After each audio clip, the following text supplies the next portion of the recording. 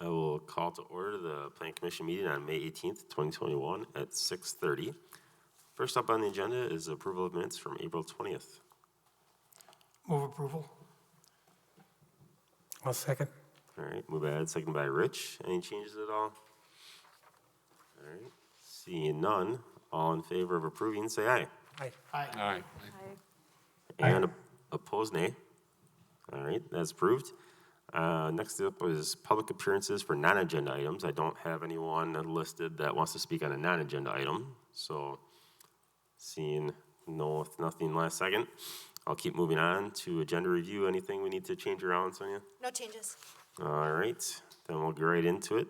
First thing on the agenda is the minor PDD modification request for Fitchburg townhomes. I don't believe that there's anyone from the applicant to speak. So Sonia, do you want to speak to this then? Yes, so this is the Fitchburg Townhomes project, 47 condo units that has been proposed near Notre Dame Drive and Lacey Road. The project's been before the Plan Commission and the Council and has received numerous approvals. The agenda item tonight is really just a cleanup for record-keeping purposes. So it is a minor PDD modification request.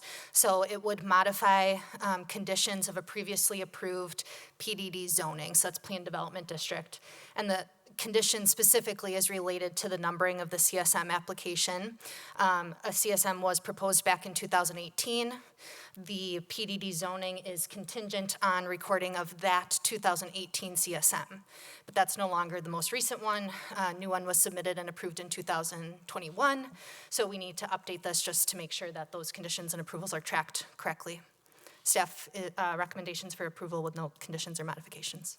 Okay, so essentially it's still referred to the original approval, but that is outdated and we did a new one, so we just need to make That's sure right. the paperwork says the right thing on there. All right, Ed, I'll move approval of the proposed PDD amendment for Fitchburg Townhomes. I'll second. all right, so by Emily, all in favor, say aye. Aye. Aye. And opposed, nay. All right, that is approved. All right, next up is the pre-app PDD for Lot 1 CSM of 13827. And I believe we have Fred and Deb both online. I'm not sure who's going to speak to this, but go ahead, whoever is up.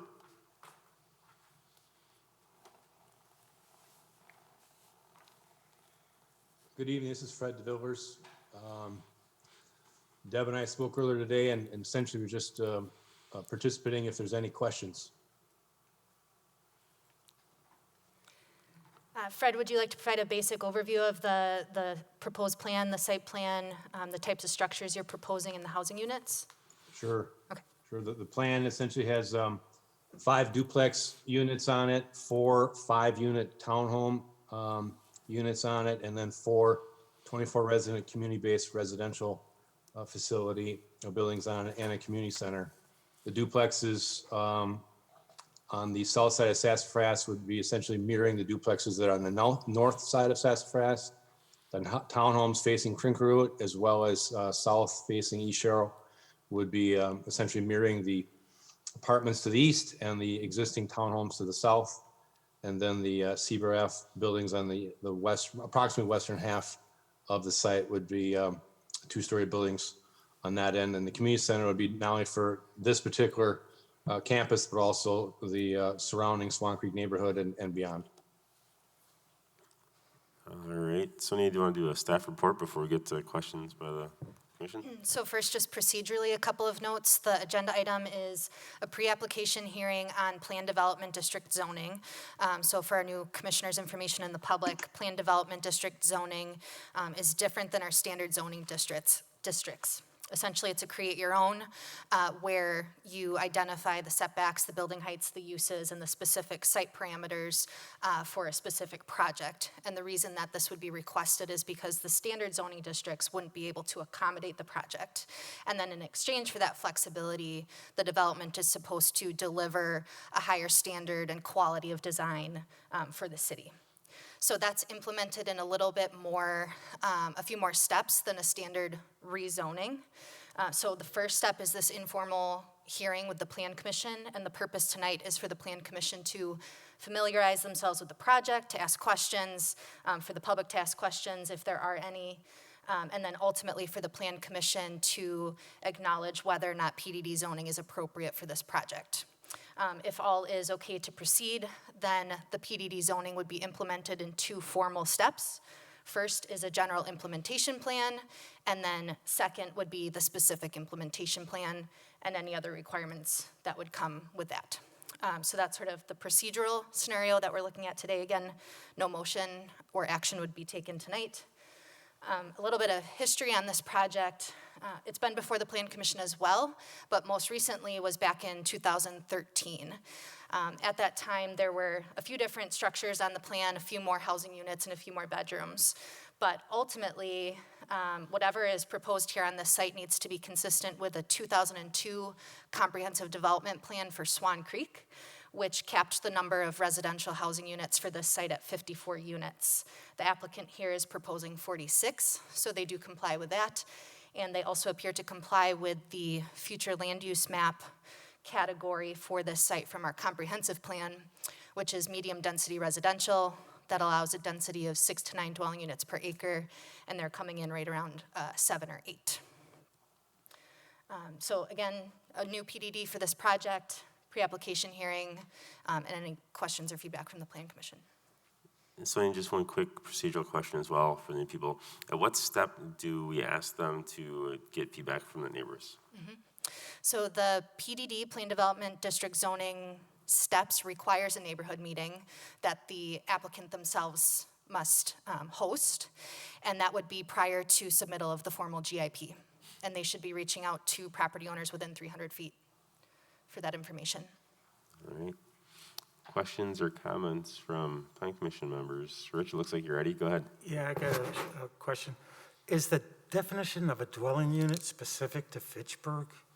Or is that something standard? Because I think Madison says something about by one family or something like that.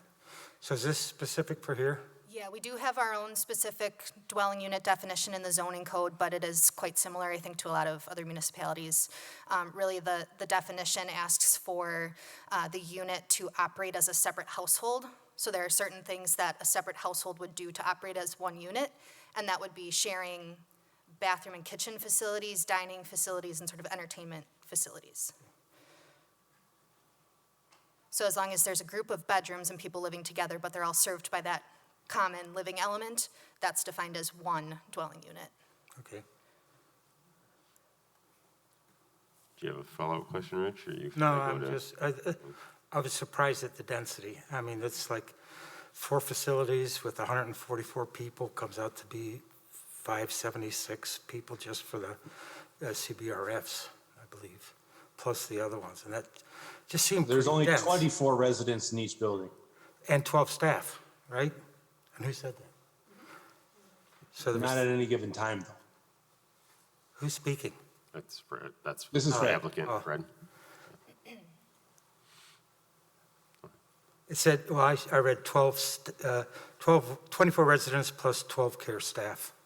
So that's not right? Total staff, but it's not 12 at one time. Okay. But they don't live there. Some staff are proposed to live on site, and some staff are not. It's okay. Emily, do you have a question or comment? Yeah, I was wondering if you guys could go through the elements that make the existing zoning not applicable. Is it like the mix of residential, multifamily, and adult daycare, or what are the elements that really cause the discrepancy? Right. Just for a little bit of background as well, this is the same sort of land use mix that was approved in 2013 under PDD zoning. So the use did use it in the past and was approved to use it in the past. But that's exactly the idea. It's the mix of CBRF units, the duplex units and the townhomes together with the community center and adult daycare, as well as the lot configuration with the fact that this is all on one parcel. And they'd be sharing those common drives in between and things that would otherwise cross all of those individual lot lines. Thank you. Ed? Are there 4 CBRFs, or is there 1 CBRF and 4 buildings? Maybe Fred, as applicant, Yeah. if you could address that, how the CBRF license would apply to those structures? Each of buildings, on the western half of the property, each of buildings number 1, number 2, number 3, number 4 are licensed as a CBRF. So my question is with regard to state statutes. CBRF facility cannot be located within 2,500 feet of another CBRF facility. If these are each CBRF facilities, then we also need to take some action to grant an exception. Yep, that's a really good point. If there are 4 individual licenses, then they are clearly within 2,500 feet of each other. The statute does enable the city to grant an exception to that. And there's a separate procedure that the applicant would have to pursue and make that request. Ultimately, the city council would adopt a resolution to allow that. Okay, thanks. The goal is essentially to avoid creating a very large building and try to keep the overall architectural massing and the buildings themselves smaller, as well as the environment for the residents inside each building to be smaller versus one large building like you see basically around town. A lot of the very large assisted living developments are larger buildings, and the whole goal is to try to create a more smaller scale. It's more of a residential feel that promotes much better care. I can appreciate that. That makes sense. I do like the mix of the owner occupied along with this. You know, I think that's going to be really popular. I think we've seen that in other parts of the city. Everything right now is going quick, and it's a very attractive neighborhood. So I really like how there's a nice mix there of the CBRF, but also the owner occupied units. I have a couple of questions, Aaron. Yeah, go ahead, Zach. First, I agree with you. I do appreciate the owner occupied and the transition, again, from the duplexes to the townhomes, kind of matching what it already exists. My first question is just kind of what is the planned size of those owner occupied units? Are we looking like 2-bedroom, 3-bedroom? And what type of parking is going to be offered with those? Fred, So perhaps you could address. the duplex buildings haven't been designed yet. The townhomes are being modeled after a product that has been previously developed, and they have 3 bedrooms. Each of those units have 2-car garages, and then the driveways are long enough for 2 more cars outside, like your typical. It's very similar to the duplexes to the north of Sassafras. 2 cars inside a garage and 2 cars in the driveway. Okay. And then my next question is around parking in general. It says 48 care staff. I definitely didn't see 48 parking spots on site. So I guess what is your plan for parking? Well, each building would only have around 4 staff on it at any given time. The 12 is the total staff for a building. That's not 12 at any given time, because you actually have to care for people 24/7. So you need 12 staff to cover all those hours. Okay. Other comments or questions at all? All right. Seeing none, I think that hopefully you got some good feedback, Fred and Deb as well. And I think we can probably move on, but anything else that you need from us, Sonia? All right. Well, thank you, Fred and Deb, for joining us and talking us through the project, and look forward to talking more about this in future meetings. Yes, thanks very much for the opportunity. Appreciate it. Thank you. All right, next up is a public hearing in consideration of the Comprehensive Development Plan Amendment Request CDP A 2382-21. I think we have Jim here and maybe some other people. I'm not sure who wants to tell us about the project, but go ahead.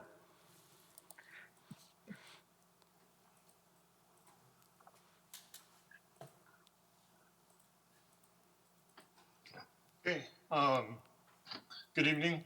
Jim Bricker with JSD Professional Services.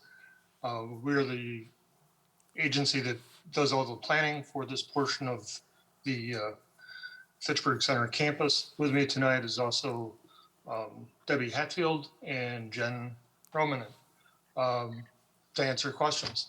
What we're dealing with is the area that's just north of, essentially north of Woods Hollow School. It's outlined here and,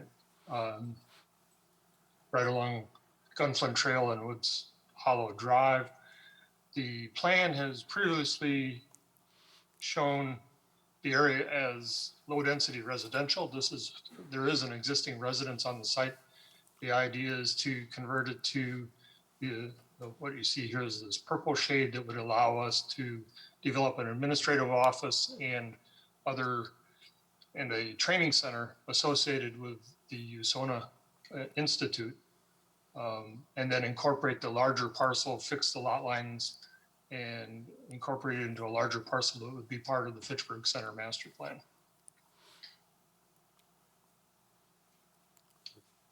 All right, anything Other else? questions on that? All right, first I'll have Sonia do a staff report. Go ahead, Sonia. So items C and D on the agenda are related. We're on item C right now, which is the public hearing and consideration of the comprehensive development plan, but then item D, which follows, is the rezone request for the general implementation plan that would allow this USONA project to proceed. So I'll just describe them both together. First, the comprehensive development plan, as the application states, it's really just a goal to unify all of the Promega land holdings and to maintain a consistent document to refer back to and to relate the land uses to for all of the Promega land holdings in Fitchburg Center. So the amendment to the comprehensive development plan would just add these parcels into the existing Fitchburg Center plan. And the applicant, Jim, just kind of described where those parcels are, but again, they're behind Woods Hollow. There are a few different existing parcels, and that would constitute the USONA site. And then the CDP also addresses an outlot which runs through the middle and provides some access, and it also addresses some lot configurations. I believe it's over in this location, which has frontage on Fish Hatchery Road. So the CDP would accommodate the USONA use. It would accommodate the lot reconfiguration and division, and I believe those are the main points. And then for the planned development district zoning, that's the same situation that we discussed for the Inspiration Point project, where the planned development district is negotiated. It's create your own zoning district. It's implemented in those 3 steps. They were on the pre-application conference. This one is on the first formal step, which is approval of the general implementation plan. The council will also have to approve this, and then the applicant could proceed with their specific implementation plan. So the information contained at this is very general. It identifies the sort of building massing and footprints, the height, the square footage, and the use, but the very detailed site planning, architecture, and engineering that will come later. So the justification for PDD here was sort of acknowledged and allowed to proceed at the April Plan Commission meeting, or March. And the qualification was the unique mix of clinical, inpatient care, as well as the clinical sort of cottages, the research, and the training and offices that would all happen. So it's that mix of uses on the site. All right, first I have to open the public hearing. I'll do that now. I do not have anyone registered from the public to speak, so seeing no one that wants to speak on this, I will close the public hearing and open up to questions, comments from members of the Plan Commission. Anyone, any questions, concerns, thoughts? I know Promega's done a lot of great projects here in the city, and someone that has always come through and gone above and beyond even what their requirements are, and has been a great partner with the city. So that certainly eases any concerns when you know someone has proven themselves time and time again to be a great partner with the city. All right, I don't see anything, so Ed, do you want to do a motion? Sure, I'll move approval of Comprehensive Development Plan Amendment 2382-21 with the 4 conditions as noted by staff. I'll second. Seconded by Rich. All in favor, say aye. Aye. Aye. Aye. And opposed, nay. All right, that's approved. And then D is actually related to the same project. Jim, I'm guessing there's nothing else you want to say on this one? But if you do, go ahead.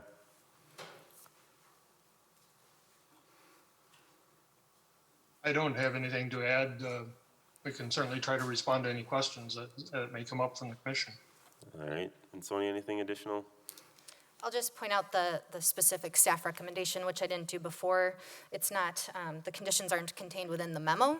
They are listed in the draft GIP ordinance, which is on page 48 of the packet. It's on the screen here. And it just has 3 conditions, and they're all very standard. So it identifies that this doesn't grant any other approvals except for that provided herein. And then item 2 identifies those really general parameters of the zoning that we're approving. So item A is the uses, item B is the general building height, and then the minimum open space, which was identified in the applicant's submittal. And then finally, signage needs to follow our standard chapter 26 unless they propose something different. All right, then I'll open the public hearing. I don't have anyone to speak on this one either from the public, so seeing nothing, I will close the public hearing and open up to any questions, comments from Plan Commission members. Ed? Move approval of rezone 2382-21 per the draft ordinance. With 3 conditions. Yeah, they're in the draft ordinance. All right, Second. seconded by Randy. All in favor, say aye. Aye. And opposed, nay. All right, that is approved. Next up, E and F are also both connected. And I believe we have Mary Ann McKenzie online, I think. Do you want to speak to what you're doing here, Mary? Yeah, hi. I'm really just here to answer questions, but we thought it would be a good idea to split the barn redevelopment project off into AS for 2 reasons. One, if the rural event venue language passes, then we're in a good position to take advantage of that. And secondly, the AS zoning provides for some other things that we're interested in, even in the event that the rural event venue doesn't pass. And that's the community garden aspect, the roadside stands, and then also educational opportunities. All right, thank you. Sonia, do you want to do a staff report? Yes, and I'll bring up the map for us as well.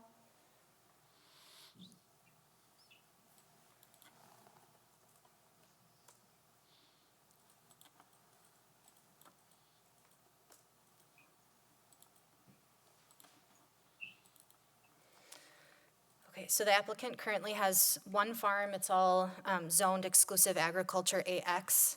She is requesting to divide that into 2 parcels. Lot 1 would remain zoned AX, but Lot 2 would be rezoned to AS, which is small lot agriculture. It no longer meets the minimum size requirements of AX, which is 35 acres. It would be 3 acres in size, and then just a couple other technical points on the CSM. They are dedicating the right-of-way width that is required on Fish Hatchery Road per the comp plan. So on that west side of the roadway would be the 40-foot dedication. And then there's also an easement provided for the existing driveway that goes through the farm to benefit Lot 2 to have access from Adams Road. And then as the applicant stated, all of the activities would still need to be compliant with the small lot ag zoning that's in place today, and the CSM and rezoning request would appear to be, but we just clarified in the memo and the conditions that they would not be allowed to have the rural event venue use until an ordinance is adopted. And at this point, said ordinance has not been referred out. It's not in the hands of any committees or the council, and it could change from the proposed drafts and discussions that have happened at Ag and Rural Affairs and at the Plan Commission as well. So no corporate events or weddings that are unrelated to agriculture can occur here until that ordinance is approved and the applicant receives a conditional use permit under that ordinance. So the staff recommendation then is for approval, and the CSM has 4 conditions, and they're all standard conditions. And then the rezone request has 3 conditions, and there's nothing specific to point out in those either. All right, questions or comments from Plan Commissioners? Stephen? Curious, does it make sense to have that easement for the driveway all the way from Adams Road? I know we don't want to have that driveway accessed off of Fish Hatchery, but I'm just curious, does that make sense when dividing up a parcel into 2 for that length especially? Sonia? So I think you're asking if, right now it only benefits Lot 2. Are you asking that it also benefit Lot 1? so that they could cross the new parcel and access the driveway. I guess my question is that you have this driveway that runs all the way down through Lot 1 in order to access Lot 2. Lot 2 is feet from a major road otherwise.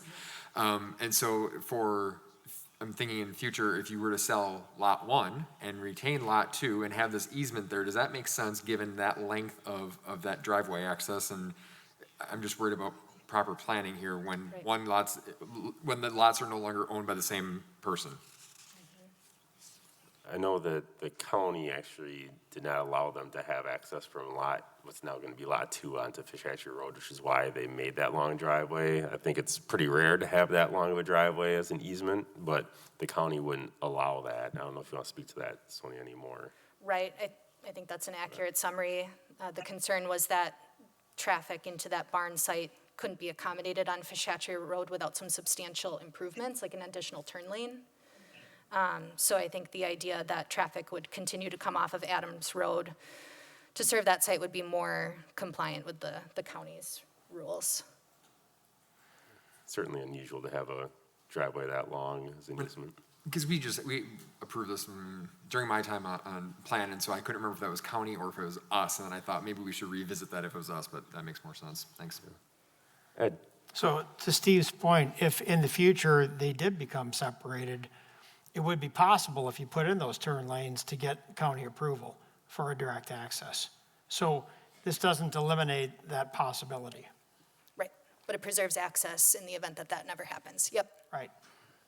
This was discussed this afternoon at Ag and Rural, and we recommended approval. There were no issues raised. Anyone else? All right. I'll move to approve certified survey map CS 2385-21 with the 4 conditions as noted by staff. Second. Sent by Randy. All in favor, say aye. Aye. And opposed, nay. All right, that's approved. And then F is really with the same project. Sonia, is there anything additional you want to say on this one? Nope. All right. First, I'll open the public hearing portion of it. I don't have anyone registered from the public who wants to speak, so I'll close the public hearing and open up to any further questions on the project. Over a motion. I move to approve rezone request RZ 2386-21 with the 3 conditions noted by staff. Seconded by Emily. All in favor, say aye. Aye. Aye. Aye. And opposed, nay. All right, that is approved. All right, next up is G, a conditional, public hearing and consideration of conditional use permit request, CU 238421. Is Dale, if you want to come up, there you go. Yep, come on up, Dale, and let us know what you're doing here. Tell us about the project.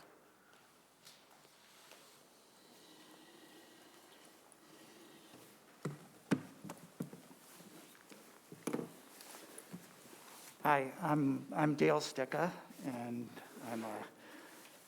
I'm involved with working with a project that is to bring an arts education facility to the Fitchburg community, as well as serving the greater Dane County area. The goal of the facility is to bring social awareness, workforce development, as well as economic development to the community. I have real estate on Index Road that we have it as the potential planned site for this facility. Once we're in the process of trying to get funding for it, and what we've done here to bring attention to this project, we're planning an official launch this summer, as well as some pilot programs in an existing building. So we're trying to get a conditional use permit in this building to show the community, show the organizations, and show potential funders that this is something that will do a community a great deal of good, youth and adults. With me is David Boyd. He's been helping me with the project. He's co-founder of the Greater Madison Music City Project. He's a fellow of AICP, and most importantly, he's a volunteer for the COPA project. Thank you. Thank you. Anything else for now? No, All right, I'll have Sonia do a staff report then.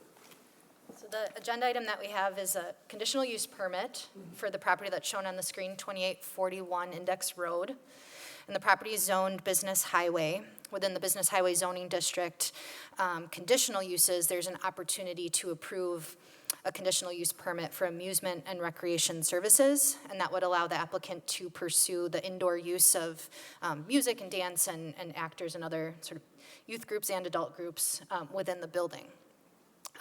Staff doesn't have a concern with the use itself. However, in staff review, there were a number of concerns related to the site specifically and other uses that are occurring on site, as well as the condition of the site. And what I mean by staff is also a comprehensive city staff review, so that includes building inspection, fire department, and planning and zoning, as well as other departments. So from I guess just some more information from the application, the materials stated that they would be looking at potential groups up to 200 participants, 10 staff, and then the hours of operation as listed in the application were, I believe, from 7 a.m. to midnight.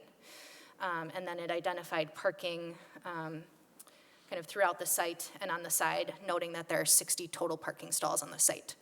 So some of the planning and zoning concerns are related to the condition of the parking lot. The striping is deteriorating, the paving is deteriorating, and the code does require that adequate striping and conditions be maintained so that we know where the parking stalls are and that we can clearly identify where these 200 participants and staff would be parking, as well as what parking remains for the other tenant in the building. We understand that there's about 15,000 square feet that remains for another tenant. So that's the first concern, is the parking lot. Planning staff also has concerns regarding exterior lighting and specifically related to the hours of operation. I believe there's only lighting on the building. We don't have any specific information as to what those fixtures are, what the photometrics and kind of the lighting that it would provide on the parking lot. And with the idea that youth groups would be participating at this location until midnight poses a safety concern. In addition, the use of the parking lot currently, there are unlicensed and inoperable vehicles as well as semi-trailers. Those are identified in the aerial photo and also from a site visit. And of course, those are occupying parking stalls that would otherwise be used for the occupants of the building, as well as presenting, again, that safety concern with lighting and sort of unidentified vehicles with youth groups specifically. From the building inspection and fire department side of things, they weren't able to get into the building during the review or to contact the applicant, as I understand it, to specifically discuss these things. We did get an email last night, I do have it dated, that the fire department was able to get in, Monday night. And the fire chief relayed some additional concerns. They did confirm that there is what appears to be an existing auto shop on the other side of the building, and their concern is that the fire load surpasses the intended use of the building. There are vehicles within the building, per the fire chief, that appear to be deconstructed. He surmises that it might be for parting out the vehicles for sale of those parts, and had some concerns with the building codes in relation to that use. So very specifically, the fire chief relayed that the vehicle shop should be vacated before any public assembly of the building for this music group is allowed. The building department also was unable to identify sort of fire suppression system alarm, whether electrical code and adequate egress is all accounted for. So in staff's opinion, there is just outstanding information that could potentially be addressed with specifically the fire and building for those life and safety issues, and also some more information regarding the exterior lighting and parking lot condition and hours of operation. So we would recommend tabling this to allow the applicant the opportunity to address those concerns and speak further with those departments. If, in the event the Plan Commission disagrees with the staff recommendation, we do typically put things into the staff memo that would provide a best-case scenario if approval were pursued. All Mr. right. Chairman, can we respond to the staff report? 1 second. Thank you. Yep. I will open the public hearing quick. I don't have anyone registered from the public, so I will close the public hearing. And yeah, if you'd like to provide some, go ahead and. Sure. Again, my name is David Boyd. I'm a certified urban planner volunteering to assist with this community-based project. This is moving pretty quickly, and we certainly appreciate the support and assistance of the city and its staff throughout this effort. As you know, this is related to the longstanding project to try to develop a major community arts center on this site. So moving ahead and trying to do some limited summer programming as quickly as possible is pretty important to us. The visit with the fire chief yesterday was very eye-opening to Mr. Sticka and very useful. And as a result of that, we would like to actually pull back behind there. There is an existing firewall in the building. We do have some roughly sketched maps that we threw together today, if you would like those, but basically using 3 much smaller areas of the building.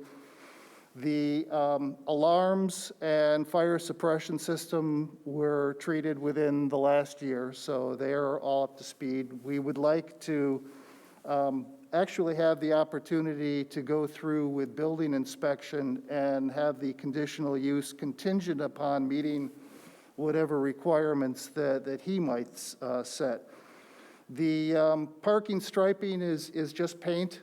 It needs to be restriped. That'll be done. The pavement conditions are pretty typical for other properties throughout the area. They really are not, they are deteriorating, of course, over age, and asphalt, if you don't use it a lot, is problematic. The auto wholesale business has been given a 2-week termination. All of their unlicensed vehicles have been removed. The trailers remain because those are currently used for storage and transport of staging equipment. So they're there, but they are mobile.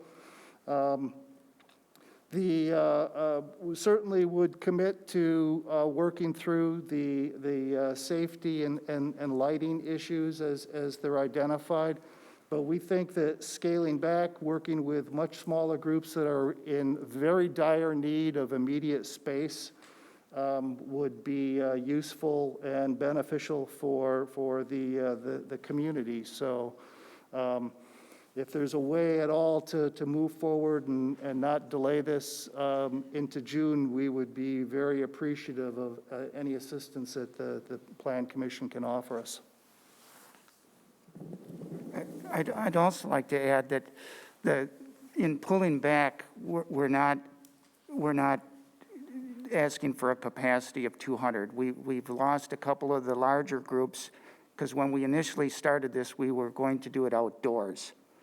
And we were told that that was not possible. So we've lost an orchestra group that could not rehearse inside. They found another place.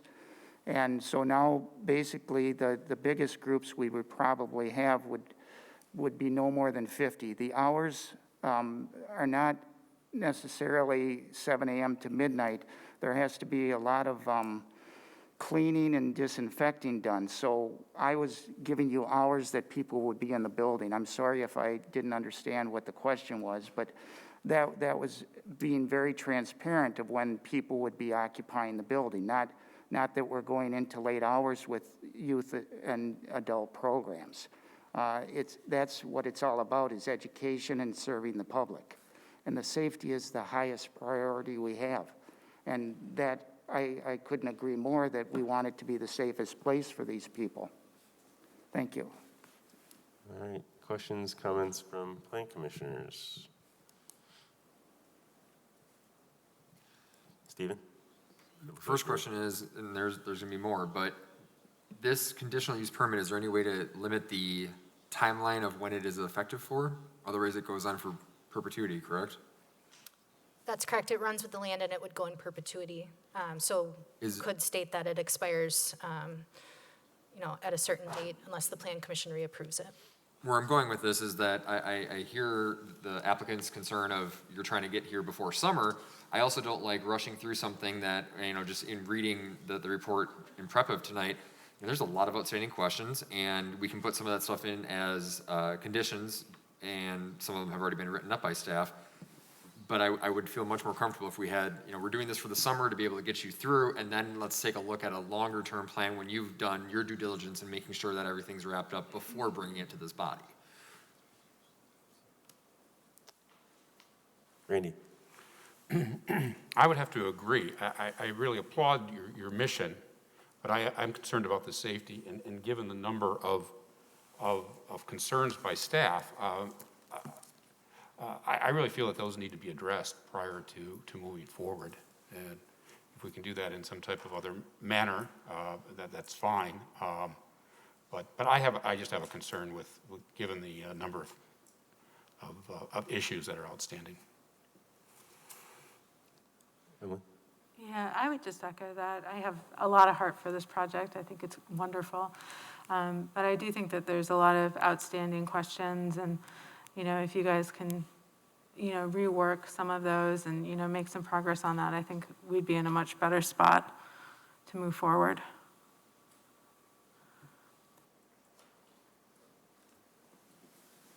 Is there, sorry. Yeah, go ahead.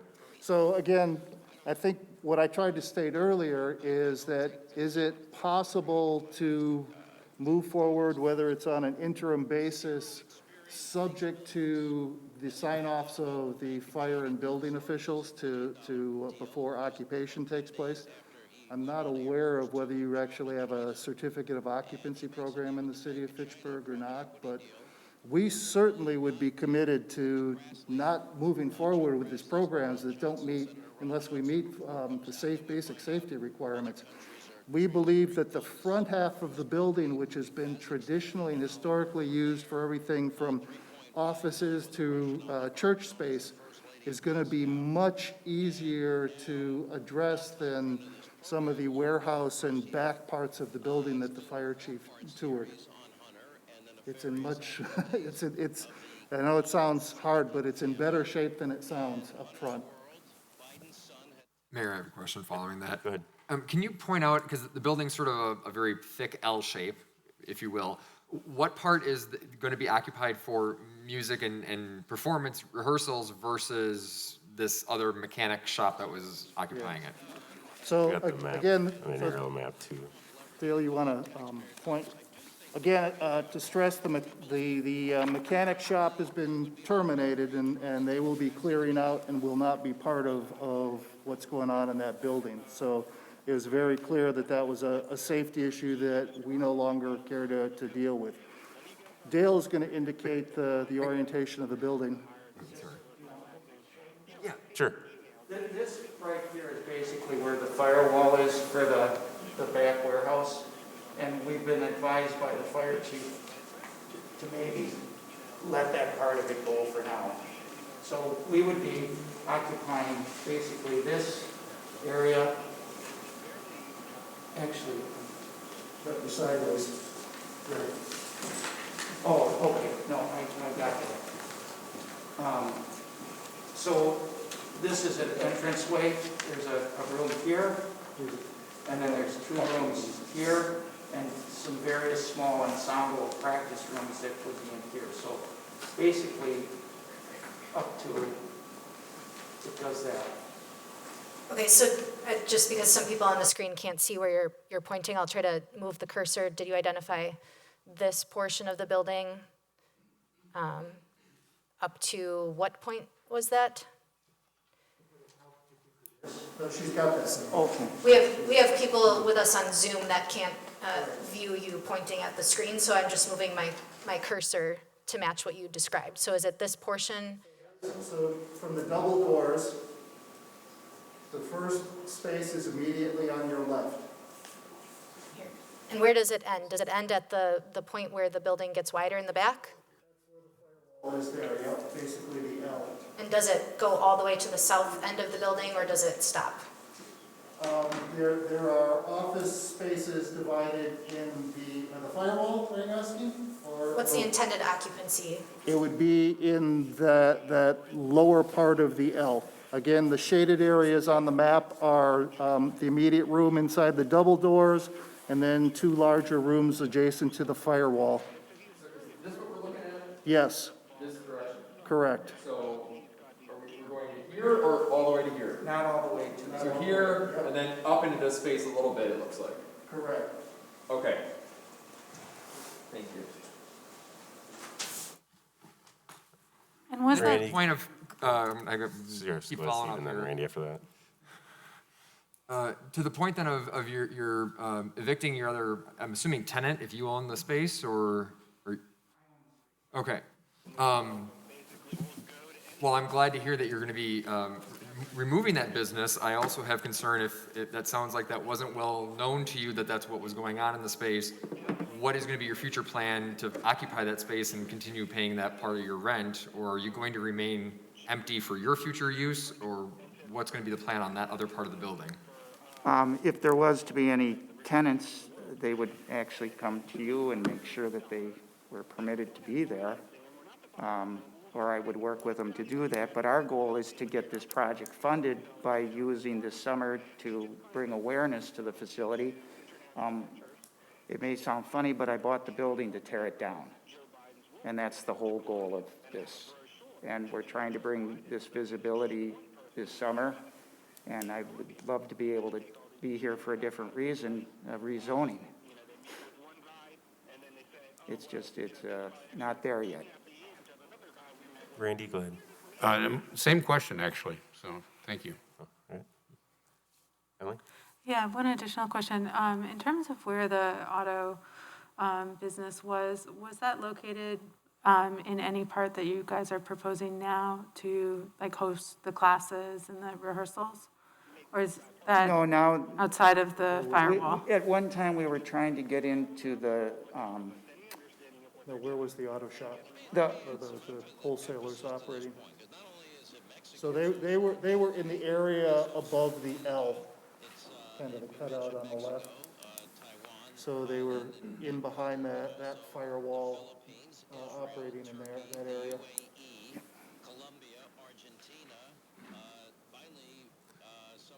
I guess here's my concern is that if it's going to be 2 weeks before the auto business of whatever it is evicted, then there's a lot of unanswered questions. It just, I appreciate what you want to do, and I think it's a great thing, but with as many questions and concerns as staff has, I just would be surprised if this is done in a month anyway. And right now, the request seems to be, well, we're going to fix some things up and just give us an permit that staff can approve in the future, which doesn't really seem like what we should be doing. That seems like that's setting a really bad precedent for other things as well. So I guess I have, as much as I'm excited about this and I want it to happen, there's a lot of concerns. And you have the same, you want to make it safe just like we do, which is great. But man, it's essentially just saying, give us an open blank check and once staff says, okay, is it, then we'll be okay.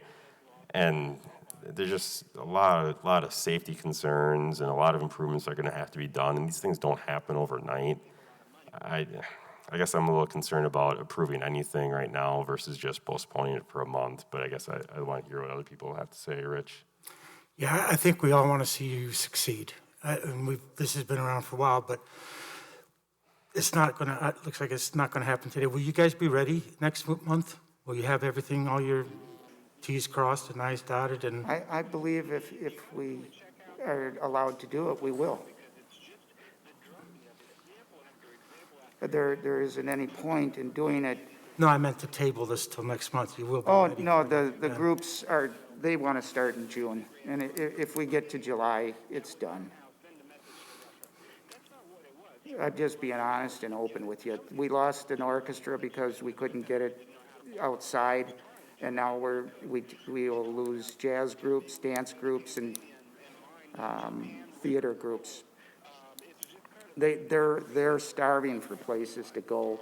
The last thing I want to do is ask for a blank check. That's the wrong thing. It's the wrong thing. So I don't want you to think I'm asking for a blank check. I have more to lose if I put my liability at stake. And so I'm certainly not doing it just to make it happen. I'm doing it to do it right. And that's something either you have to believe in or I have to accept what your answer is. And that's all I can do. Ed? Looks like you're ready to speak. Go ahead. Yeah, Sonia, how does an occupancy permit work on an existing building? This building has occupancy. Is there a way of pulling the occupancy permit and then giving staff the authority to put it back in place when you and Public Works and Fire and everyone are happy with the physical situation? We did look into that a little bit in terms of what would our hook be? How would we be able to make sure that these items are addressed prior to occupancy? And it was a little bit unclear whether that occupancy permit would actually be required per the building code and building inspection department procedures. They're the ones that issue the occupancy permits. But I think it would be appropriate to add a condition if you were looking at a conditional use permit. You can add conditions to that would ensure that it meets all of the standards that the Plan Commission is looking for it to meet. So you could require an occupancy permit as a condition, even if the rest of, standard procedure and code doesn't. So in the meantime, there would be no occupancy of this building until such time as the occupancy permit was issued, if we were to go that route tonight. And that would give you the opportunity to clean up all this stuff, have it in front of staff, and then get the occupancy permit. And, I think I would be okay with that because there can't be occupancy until that point takes place. And I feel like if I'm here a month from now at our June meeting, I'm just going to be reliant on staff to say, yes, all these things are done. Well, once they say all these things are done, I'm fine with it. I don't know that I need to see it again. That would allow you to move forward a little faster and give us the protection of knowing that the building's not going to be occupied at all for any purposes until these things are taken care of, if that's... Yeah, typically when I've been involved with these types of projects before, that's how it works. We would get with the building staff and they would basically create a code enforcement punch list. They would go through and tell us if there are electrical issues or plumbing issues or whatever, he has in the building codes. Fire would do the same, again, for the area that we would intend to occupy, and we would dive in and try to get that stuff addressed as quickly as possible so that we could move forward on the schedule. Steven? So Ed, I'm there with you because I would like to be able to make this work so that you're not having to come back. I think it's partially just unfair. If we had a Plan Commission meeting every 2 weeks, this would be a moot point, come back in 2 weeks. It's a month. That, it's just a long leg time. But if I would either need that then to have a condition that it would expire by the end of summer or sometime in fall this year, or I think we need to talk about long-term, this conditional use will be approved. Do you ever have the parking is going to be an issue if you're doing just rehearsal. That's not a problem because you're going to have kids getting dropped off. Are you going to have concerts there though, where parents or other family might be coming to watch a show or a performance? The parking is not adequate for something like that. Signage, what is that going to look like? So I think for a long-term approval, I don't know that we have all the details on top of all these things that really haven't been taken care of that should have been even before coming here. So I think that's where we either need to have a couple more questions here or look at a condition for short-term only, in my opinion. So it's a sunset condition to this that brings it back in to renew it either at the end of the summer or sometime in the fall. Is that what you're thinking? I think so. Mm-hmm.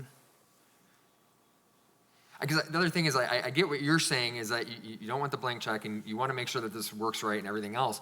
But we have email correspondence where there's weeks without email. That there's a reason why fire was just there yesterday, and so I don't have the most assurance that this is all going to be tidied up in a month and that it's going to be to our satisfaction as though we would have in June been looking at that same project. So I think having some sort of a sunset so that if this is going to go on, beyond a couple of months, we have a little bit more time to be able to look into all the different things that we normally would for a conditional use permit.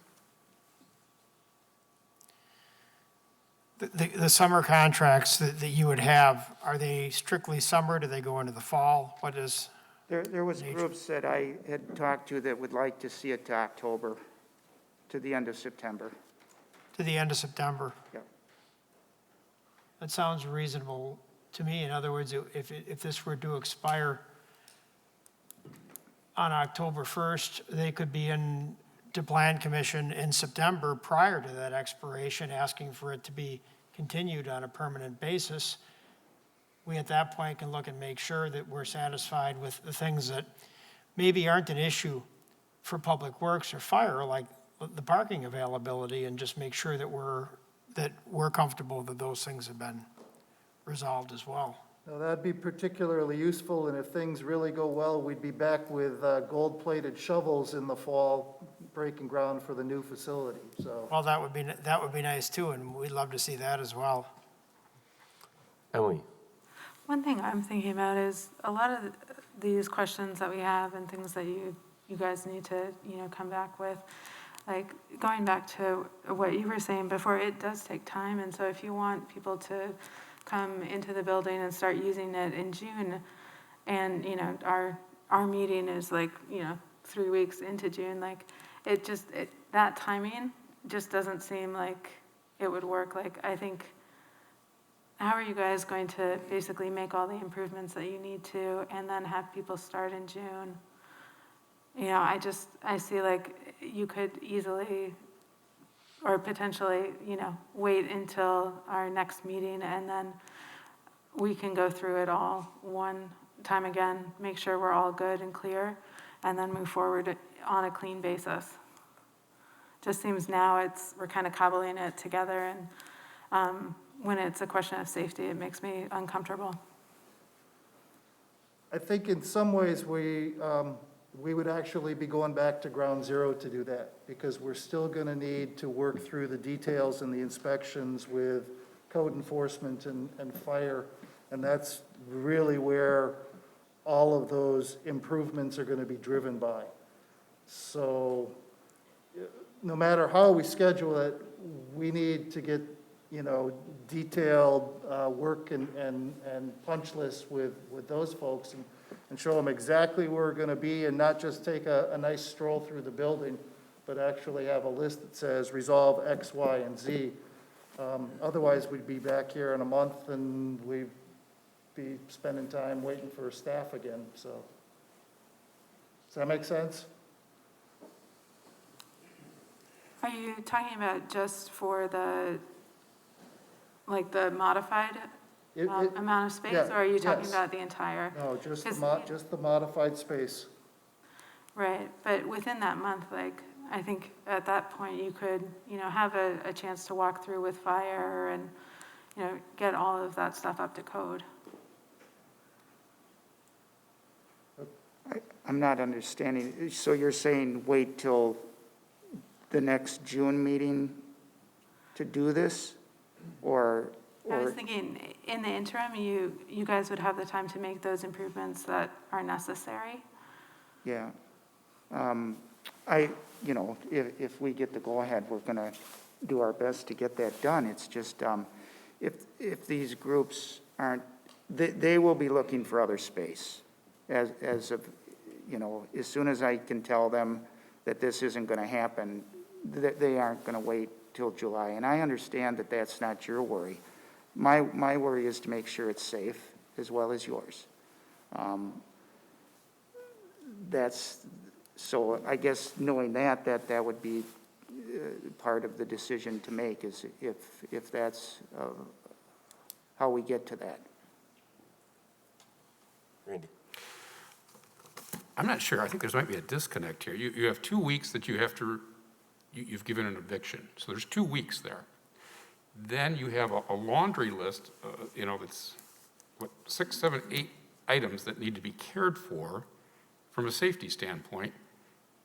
And those all have to be cared for. And it's going to take time. I would think that, so that you would want to move on this project, 2 weeks to clean out the auto, and then to move on all of these items, these aren't gonna all happen in a week. By the time you take care of all of this, you're gonna be able to come back here and say, hey, I've done what you've asked. I want my approval.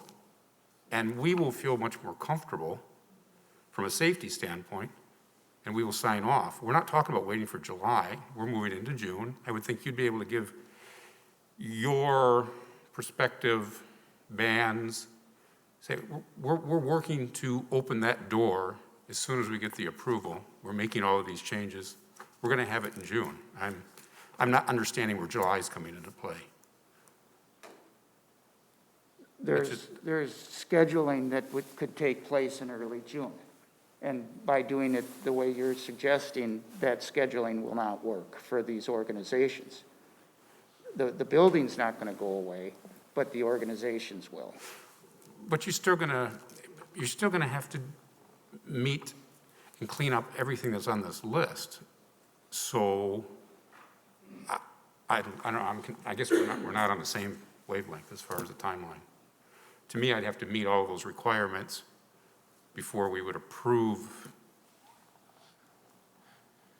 I think what you're hearing, you said you're going to start scheduling people in June, but you're going to schedule stuff before you even know when the building's going to be ready. Correct. That's, I think, the confusing part from people up here is these things are going to take a month and maybe longer, frankly. I don't know how soon people can get in here. I think that's where some people have concerns as much as I think that's where the timing, people are looking at this and going, well, wait a minute, I don't know how all these things are going to get done in a month anyway. It might take 2 months, frankly, for some of this stuff. I don't know. Maybe there's contractors willing to jump right in, but I think that's the concern I'm hearing from people is, thinking about the timing, it's going to take a long time to get a lot longer. It's not click, snap your fingers and think these things are done. I think that's what I'm hearing is that, you can't schedule people in June when you don't really know if everything's going to be done, all the things you have to do, even if we conditionally approve the permit tonight, that you're saying you want to schedule people in June, but you don't actually know. What I'm hearing is you're scheduling people for a time when the facility might not be ready, and then what happens when they're supposed to come in on June 10th and it's not done and you don't have the permits, then what happens? No, it's a valid point, and I guess it's based on our faith that once the technical requirements for improvements are identified, that we could make those relatively quickly.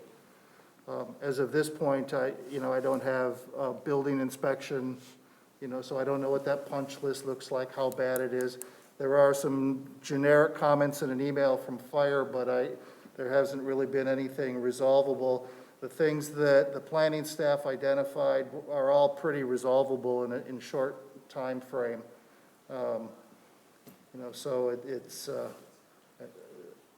again, we're just trying to figure out how to solve a problem, and I understand you've got a very long agenda, and I appreciate your time so far tonight. I'm not sure how else to convey this. Ed, go ahead. There's really no conflict with getting the automotive operation out of there. They're in a part of the building that's not going to be used for this purpose. So they can get started on the things that they need to do over the next 2 weeks while the automotive people are moving out, because that's a different part of the building. So, they've got whatever, either they get it done or they don't. If they don't get it done, they don't get the occupancy permit. Yeah, I think it comes down to either table it or conditional with a few additional conditions tonight. Sounds like you and I are more comfortable with that latter approach. I don't know how everyone else is feeling. I'm willing to make a motion or keep discussing. I do want to make sure that we can keep going on, though. Zach, I don't know if I missed you raising your hand. I don't know if you want to weigh in or not. I don't want to forget you. Sorry. No, it's okay. I agree with, the safety piece of it and wanting to have all that there. I guess I don't necessarily understand what the difference is between these two pieces. Again, to Randy's point, it's going to take time to get this done. But either way, it has to get done before, people are able to use the place. So whether it's Stephen and Ed's, side with an occupancy permit or making them come back in a month. I'm actually okay with either one, to be perfectly honest. I just want to make sure that everything is done before, this is being used and people are going in it, en masse. Randy? With either option, what assurances, I mean, from a city standpoint, how do we ensure that all of these conditions are met? Is that done by the inspectors? Is that, would you be able to answer that, Sonia? Sure, Maybe I the can mayor. attempt to. So in the staff report, we did provide a few examples of conditions. Whether or not the Plan Commission endorses going in this direction, but if you wanted to, there are certain items that we've noted. For example, item number 7, building shall pass final building inspection prior to occupancy related to the amusement and recreation services use.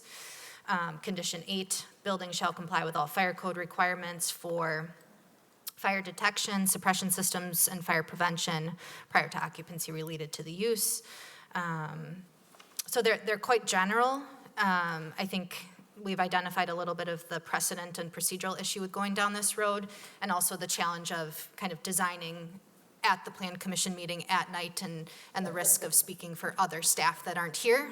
So I have no idea if this type of accommodation would be acceptable to the fire chief and reduce those life and safety concerns.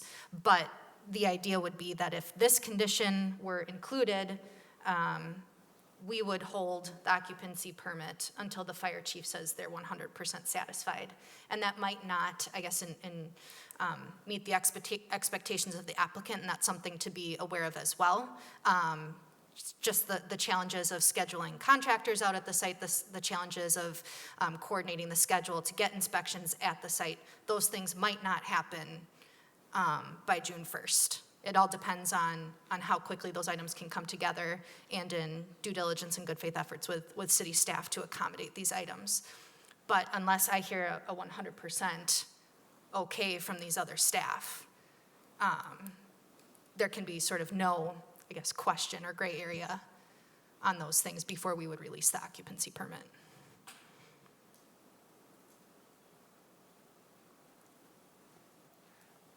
Ed, you want? I'm going to attempt a motion. All right, let's see what happens. I'll move approval of conditional use 2384-21 with the 11 conditions as noted by staff, plus 2 additional conditions.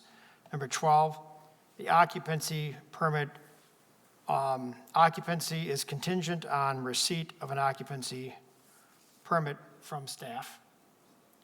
And 13, this conditional use expires October 1st, 21st, unless extended by Plan Commission. Second. All right, Sonia, do you want to speak to those? Does that cover everything? Yeah, go ahead.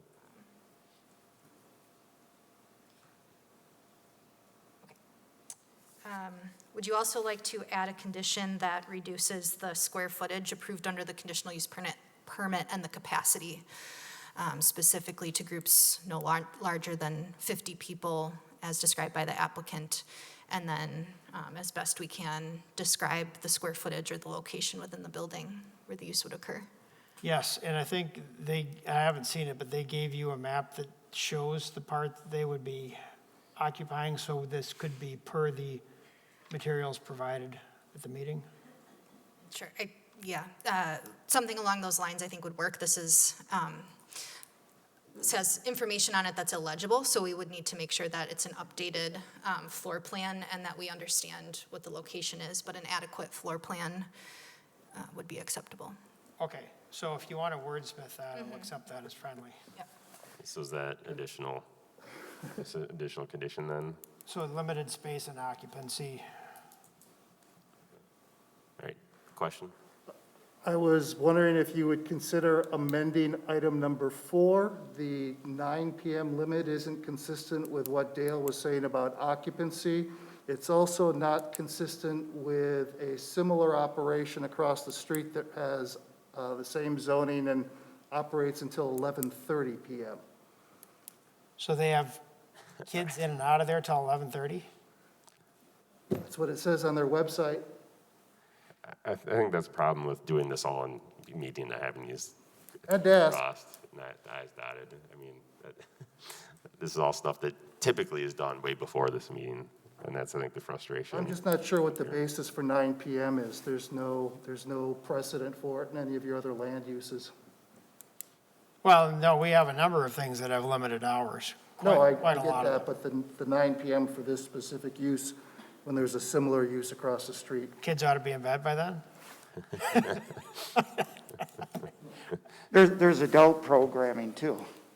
Okay. Sorry. I don't have, Should a have huge- quit while I was ahead.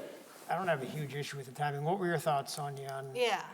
9 o'clock? Well, conditional uses, we can apply whatever conditions are appropriate. The Plan Commission, this is copied from the code up here at the top of the page. The Plan Commission should not be approving a conditional use unless they find, number one, that the establishment of the use is not detrimental to or endanger the public health, safety, morals, comfort, or general welfare of the population. And I think with the missing information that we have and the safety concerns that have been clearly laid out, nighttime hours and the condition of the site are a safety concern. So I think it's entirely appropriate to discuss limiting hours.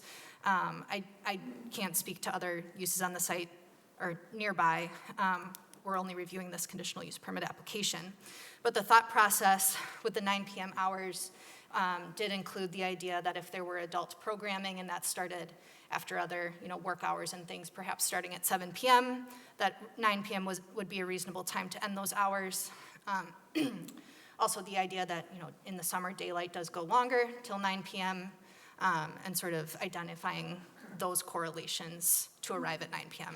Midnight, in general, was concerning, and the application did not specify what midnight meant, whether that would be for youth groups or not. And we heard earlier that midnight wasn't when people are going to be there, so I guess there's some disconnect on what we're being told. So I was just answering a question that was put forth to us about the hours that people would be in the facility, not the actual education. So I was trying to explain that there's, with all of the COVID and all of the sanitizing, that there could be people there first thing in the morning and after an event that ends at 10 o'clock, for example. I guess that'd be the question maybe for Sonia. I think maybe there's some confusion on, when does 9 PM mean no one can be in the building after 9 PM, or events have to be done, but people come in and clean after that? Right. Again, the lack of information is what led to these conditions, but of course, we're, elaborating on that here now. But I think you could modify that condition where music groups do not proceed past 10 PM except for building maintenance staff, with, no occupancy past 11:30, if that would be comfortable for the Plan Commission. That can be modified. Thank you. And I mean, if you do look at the condition is permitted hours of operation. I don't know any place that has cleaning staff cleaning when nobody else is there considered hours of operation. I agree. Yeah, they could be in there cleaning at 3 AM. We don't care. Yeah. Yeah. And I'm fine going to 10, but that's about it. So if we want to, do we want to change it to 10 or leave it at 9? I'm good with 10. All right, so you want to friendly your amendment to 10? Friendly, And yep. do you accept that, Stephen? Yep. 10 PM? Okay. So number 4 would be 7 to 10 for hours, 7 AM to 10 PM for hours of operation. Further questions or comments? All right, is there any further questions that either of you have? I quit while I'm ahead, thank you. All right, then I will go to a vote. All in favor of approving with the conditions, say aye. Aye. Aye. I, And opposed, nay. Nay. All right, the ayes have it, and good luck. Thank you. Thank you for your time Thank you so much. Thank you. All right, moving on to H, we have a public hearing, consideration of comprehensive development plan, CDP 2379-21. And I believe we've got Bill and maybe Craig here to speak to what you're doing here. If you want to come up and walk us through it.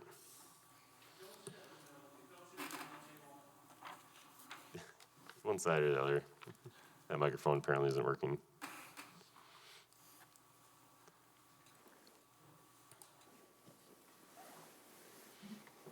I'm Bill Bugles, by the way. I'm employed by Payne and Dolan.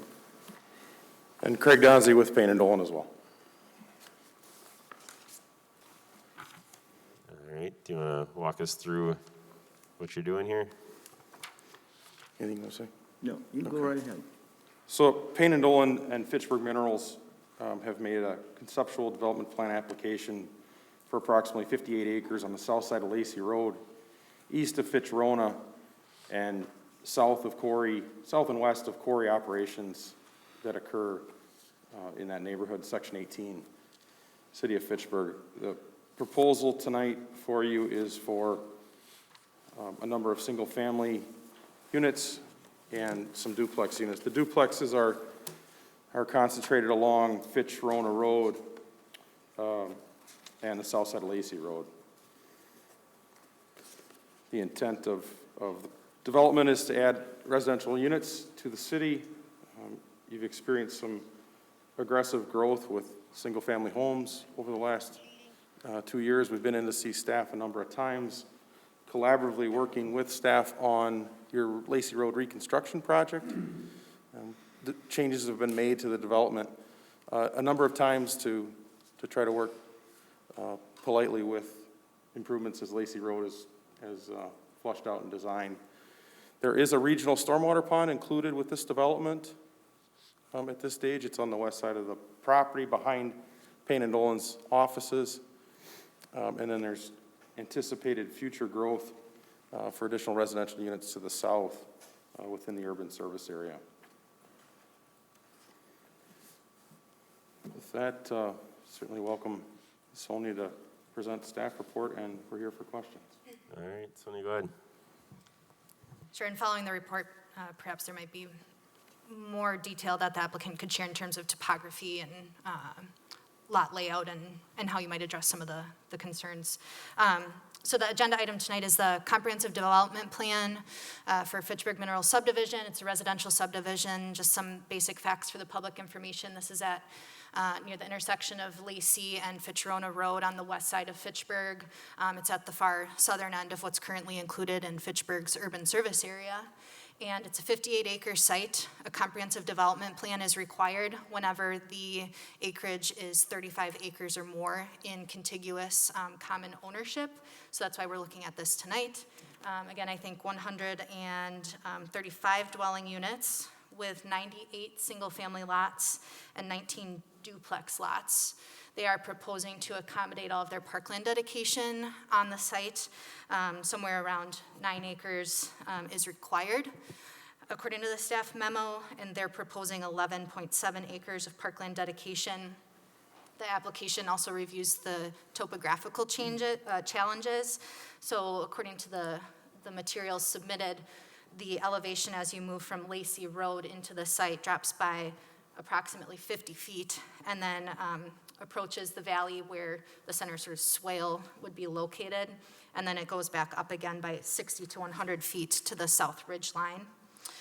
So we have been working with staff and have the applicant and staff have been working together and attempting to address a couple really substantial concerns. And I think just as a summary point, again, staff, inclusive of all city departments, and in this case, primarily Public Works, does not have enough information to feel comfortable to approve this application.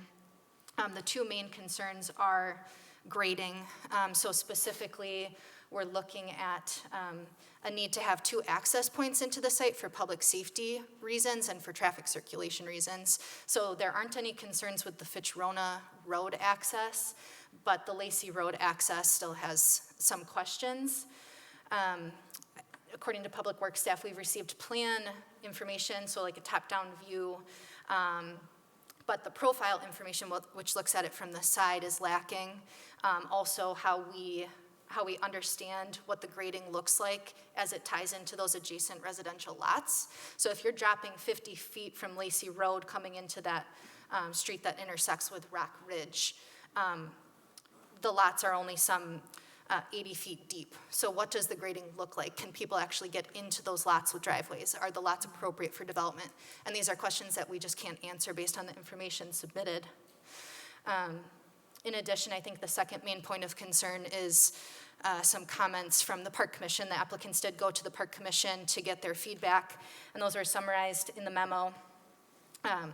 But some of the main questions are what the topography looks like at this location shown on the screen. So this parcel is what's proposed for parkland dedication to meet the requirements, but we don't understand what the topography and access would look like and whether that's adequate for development of an acceptable park. The Parks Commission requested additional park street frontage along Road A, a request for additional direct path mid-block street connections, so that, say, a resident on the far side didn't have to walk all the way over here to access the park, as well as 2 to 3 acres of flat open play space for activities. I get some concern as to how amenable this is to the type of amenities that would be required for a public park. There are other concerns and general lack of information and some areas within the application that were inaccurate information. Stormwater is another point. Public Works staff identified that the stormwater facilities are shown as dedicated to the public, but they'd prefer that those be dedicated, in the plan they're dedicated for private use, and they would prefer that those are dedicated to the public. And finally, we did not receive responses to those staff comments in order to complete the thorough review of the application. So again, we're looking at incomplete information, not enough for us to recommend approval. So at this time, we would also recommend tabling this application so that those concerns could be addressed. A few more code references. It is a requirement of the code that a comprehensive development plan include a draft preliminary plan that meets the requirements of our land division chapter. And there's language in there that discusses that adequate contours and topography information be provided so that we can make sure that lots adjacent to roads are appropriate for development. So there are code references to that as well. And I think that summarizes the main points. All right, then I'm going to open the public hearing. Ronald Schultz, did you want to come up and speak? I know you're uncertain, but if you'd like to, come on up.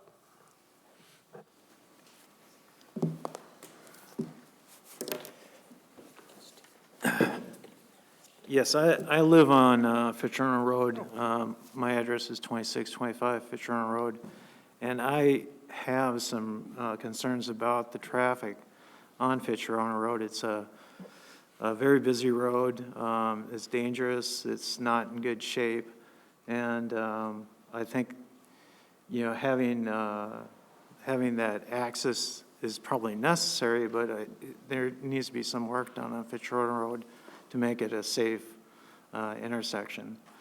I can tell you, driving, going down my driveway every day, it's an adventure. So it should be something that you need to be concerned with.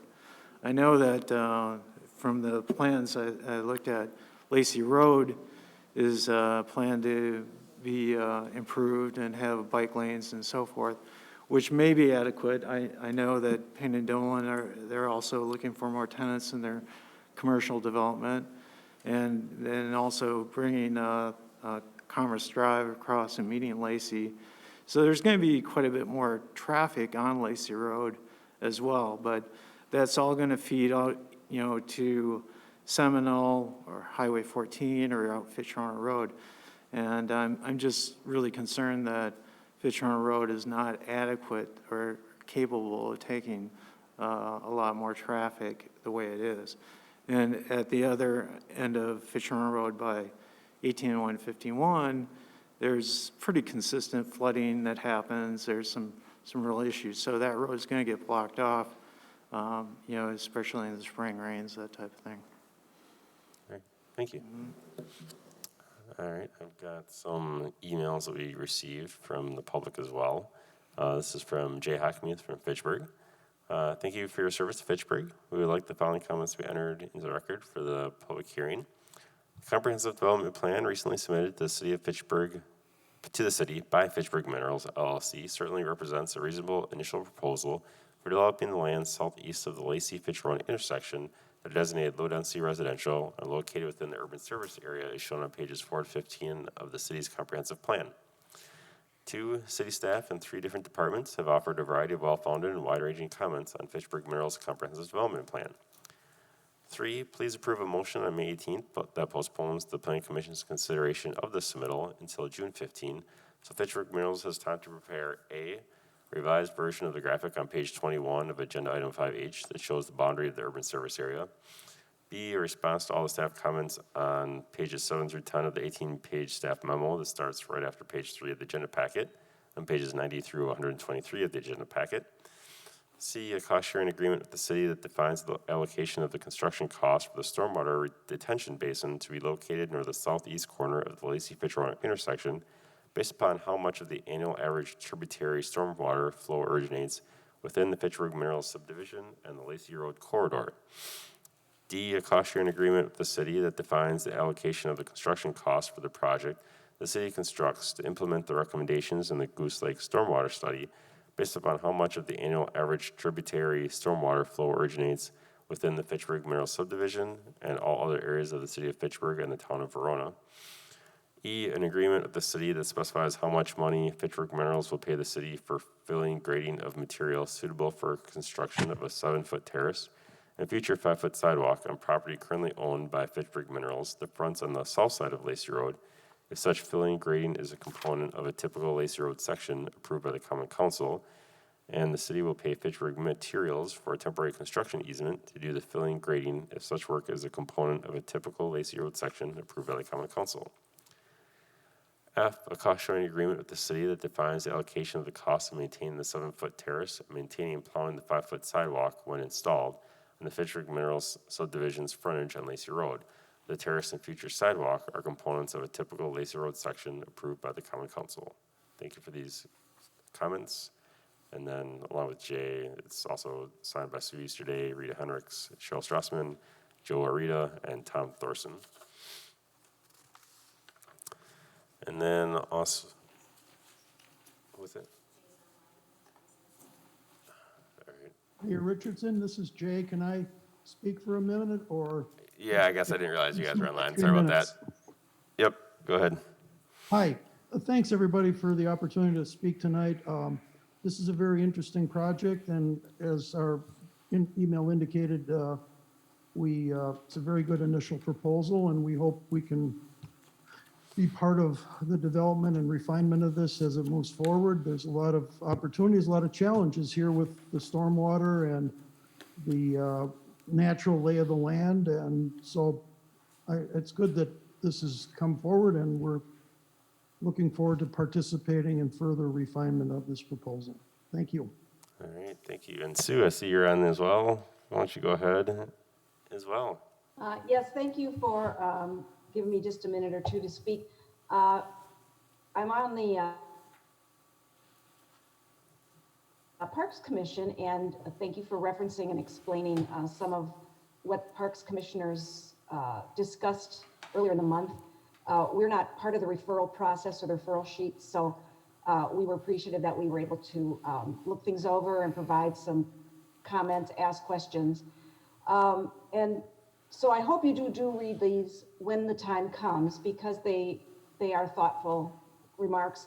And there was an additional one that was talked about very briefly and didn't make it into the list, and that is on the north boundary of this development along Lacey Road. There's a long strip that's listed as, or designated as Park and Conservancy, and the questions were raised about the very steep nature of that parcel and how it would, we couldn't imagine how it would benefit the city to own that as Parks and Conservancy.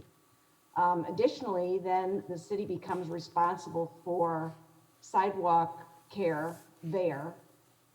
It's a sort of a landlocked piece, so to speak, and so in addition to the steep grade, the other problem with it being something that would be considered Parks or Conservancy is that it's not something that anyone, unless you live in the neighborhood and happen to know that you can be there, you would otherwise just get the impression you're walking around in someone else's backyard.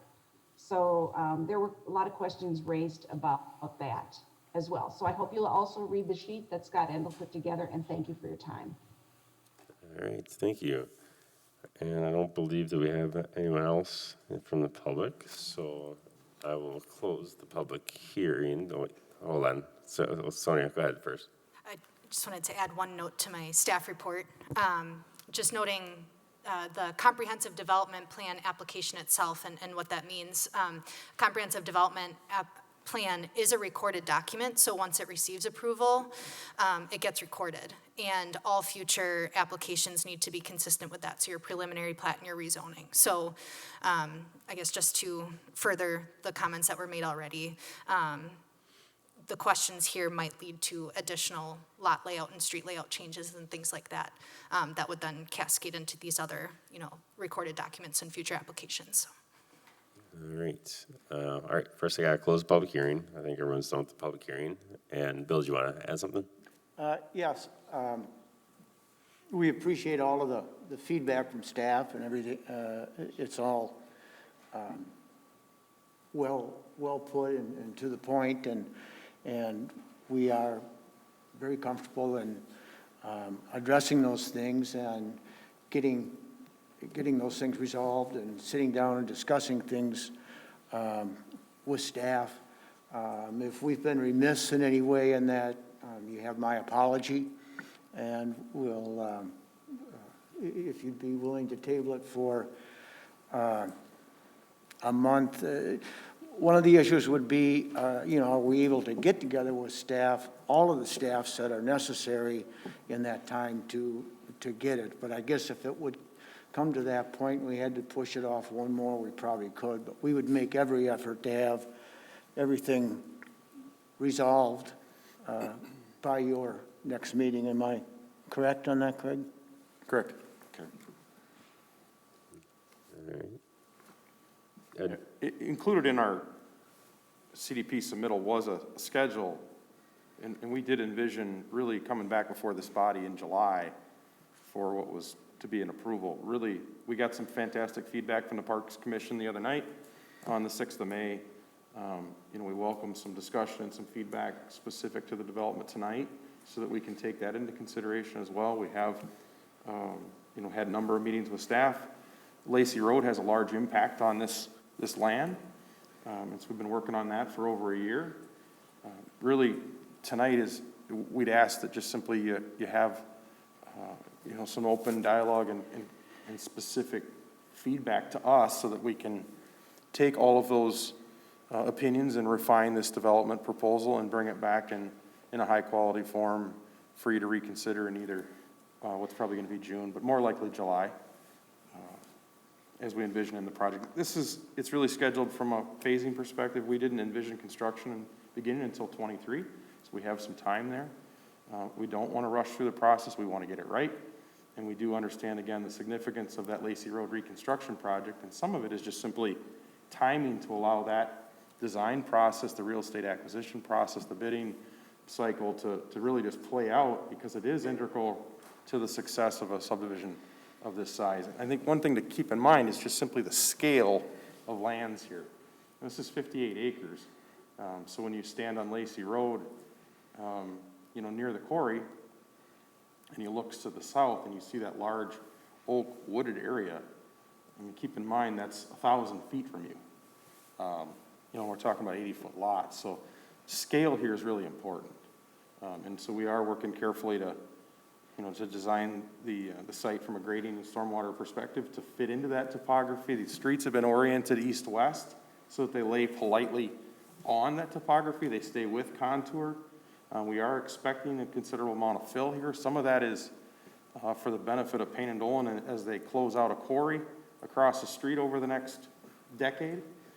So there's a lot of things going on in this corridor, and we're doing it deliberately, consciously, trying to work with Parks Commission, yourselves tonight, staff, elected officials. Everything we're doing here is pretty deliberate to get that feedback. This is a large development. This would provide housing inventory to the city for a number of years. And so we need to get it right. Based on how fast things are going, it might only be 1 year. Laying this over on the urban service area, this is all, Sonia, in the urban service area currently? Okay. All right, and the only other comment that I had is I agree strongly with staff with regard to the retention pond. Because it's really going to be a regional pond, I think it should be dedicated to the public rather than privately managed. And we've actually had some discussions going back probably almost a year on that. And then I think the slow up, the extra time in designing Lacey Road has had some impact on exactly how that stormwater pond is going to look and what's all going to go into it. So, yes, it's important. Okay. Yeah, there's some chicken and egg going on there. All right. You know, which comes first, the Lacey Road pond or the modification of it to become a regional facility? There's some timing that can be better described in the CDP, especially if we continue to get more and more information out of that Lacey Road design team. That's been helpful. Yeah, obviously. Some of that stuff's, you know, as you guys are involved, some of that stuff is just really now getting into, you know, a significant level of detail where we can coordinate with that team. Yeah, I mean, that whole area is no stranger to stormwater problems, so that's why it seems like it'd be more efficient to manage it as a whole. Sure. Yeah. Yeah, there's also, you know, the other thing that we had discussion with Parks Commission is, and you can see it in that aerial, you know, it's important to remember there's a large quarry on the south side of Lacey Road too that Fitchburg Minerals owns that is also nearing end of its service life. And what becomes of that property, it's not envisioned to be residential, it's envisioned to be significant open space. And there's an opportunity for reclamation of that quarry into some special space, especially as it connects to the wooded hillside and future lands to the south that are residential within the current urban service area, and then anticipated within your comprehensive development plan for additional residential lands to the south. So there's really a lot going on here with lands that Fitchburg Minerals owns from Grandview all the way north to Cottonwood. It looks like you might be wanting, oh, you just got a microphone. All right. Randy. Yes. I like the project, and I think I relayed that to you once before, Bill. But I think the question that came up with, somebody stated earlier from the parks about access only to the north. And I'm looking at this on my computer. There is access through various lots to the south as well. Is that correct? I'm not sure if you could answer that correctly. Into what would be open space and that wooded hillside? Yeah, this would be through the park open space. That's correct. Like, you know, lots 23 around to 13.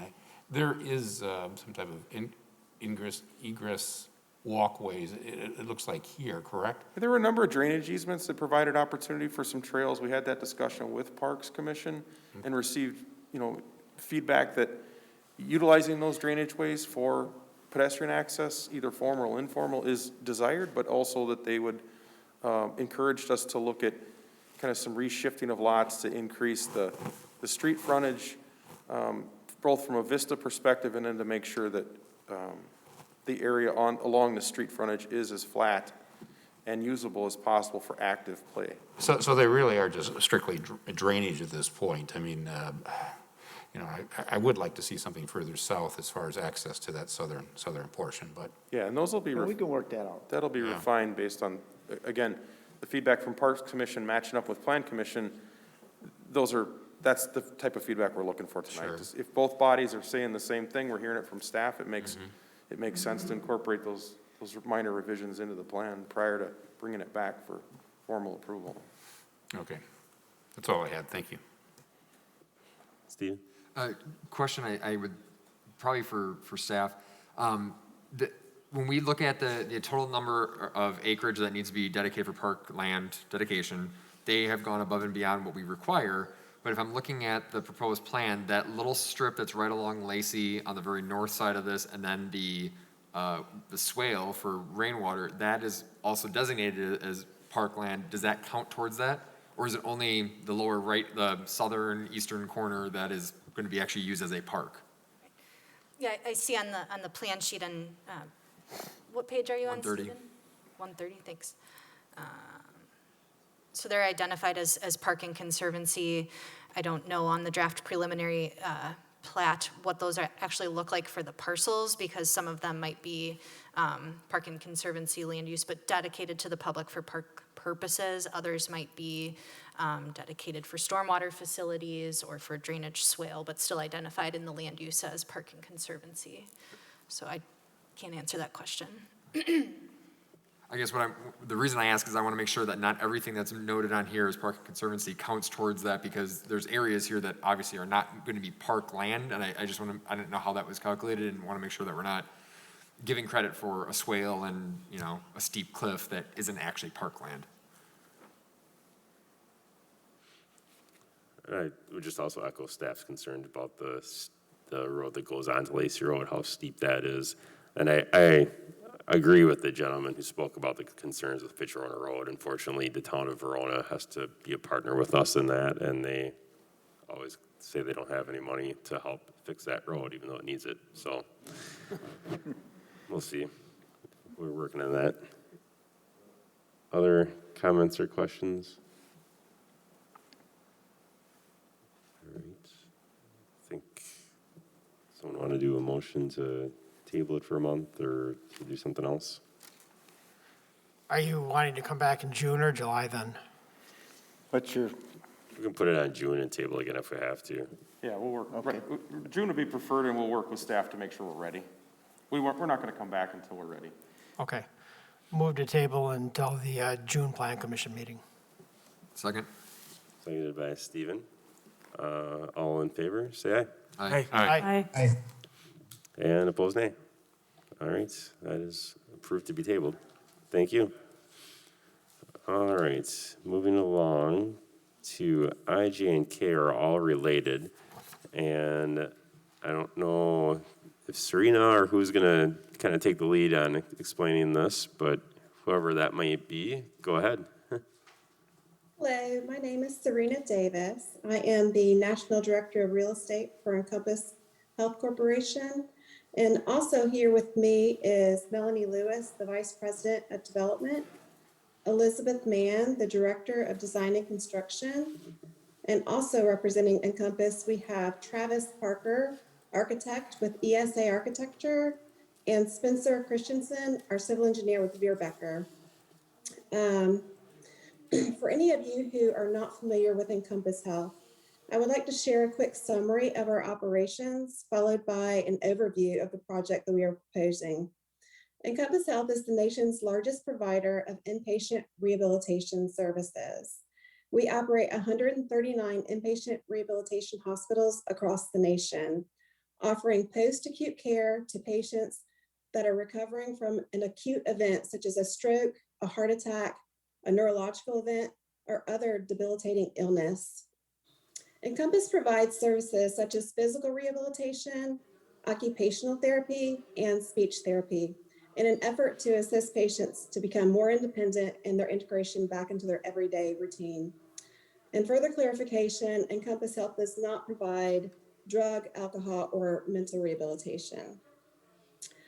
Encompass runs a fairly quiet operation. Patients are transported from an acute care hospital to our hospital via transport vehicle on a non-emergency basis. So there are no sirens that are used. They are admitted to our hospital on average of 13-day duration. During their stay, patients receive 24-hour nursing care. They are seen by a rehabilitation physician at a minimum of 3 days per week, and they will undergo a minimum of 3 hours of intensive physical therapy at least 5 days per week. Although we provide 24/7 care, we typically operate from 7 a.m. to 8 p.m. and thereafter there's very little activity, allowing our patients to rest overnight so that they're prepared for their next day's therapy session. We are currently under contract to purchase 6.39 acres of land located on the southeast corner of South Fish Hatchery Road and Nobel Drive, otherwise known as lots 25 and 26 of the Fitchburg Technology Campus. We plan to construct a 48,000 square foot single story, 40-bed inpatient rehabilitation hospital with expansion capabilities to up to 73,000 square feet and an 80-bed at maximum capacity.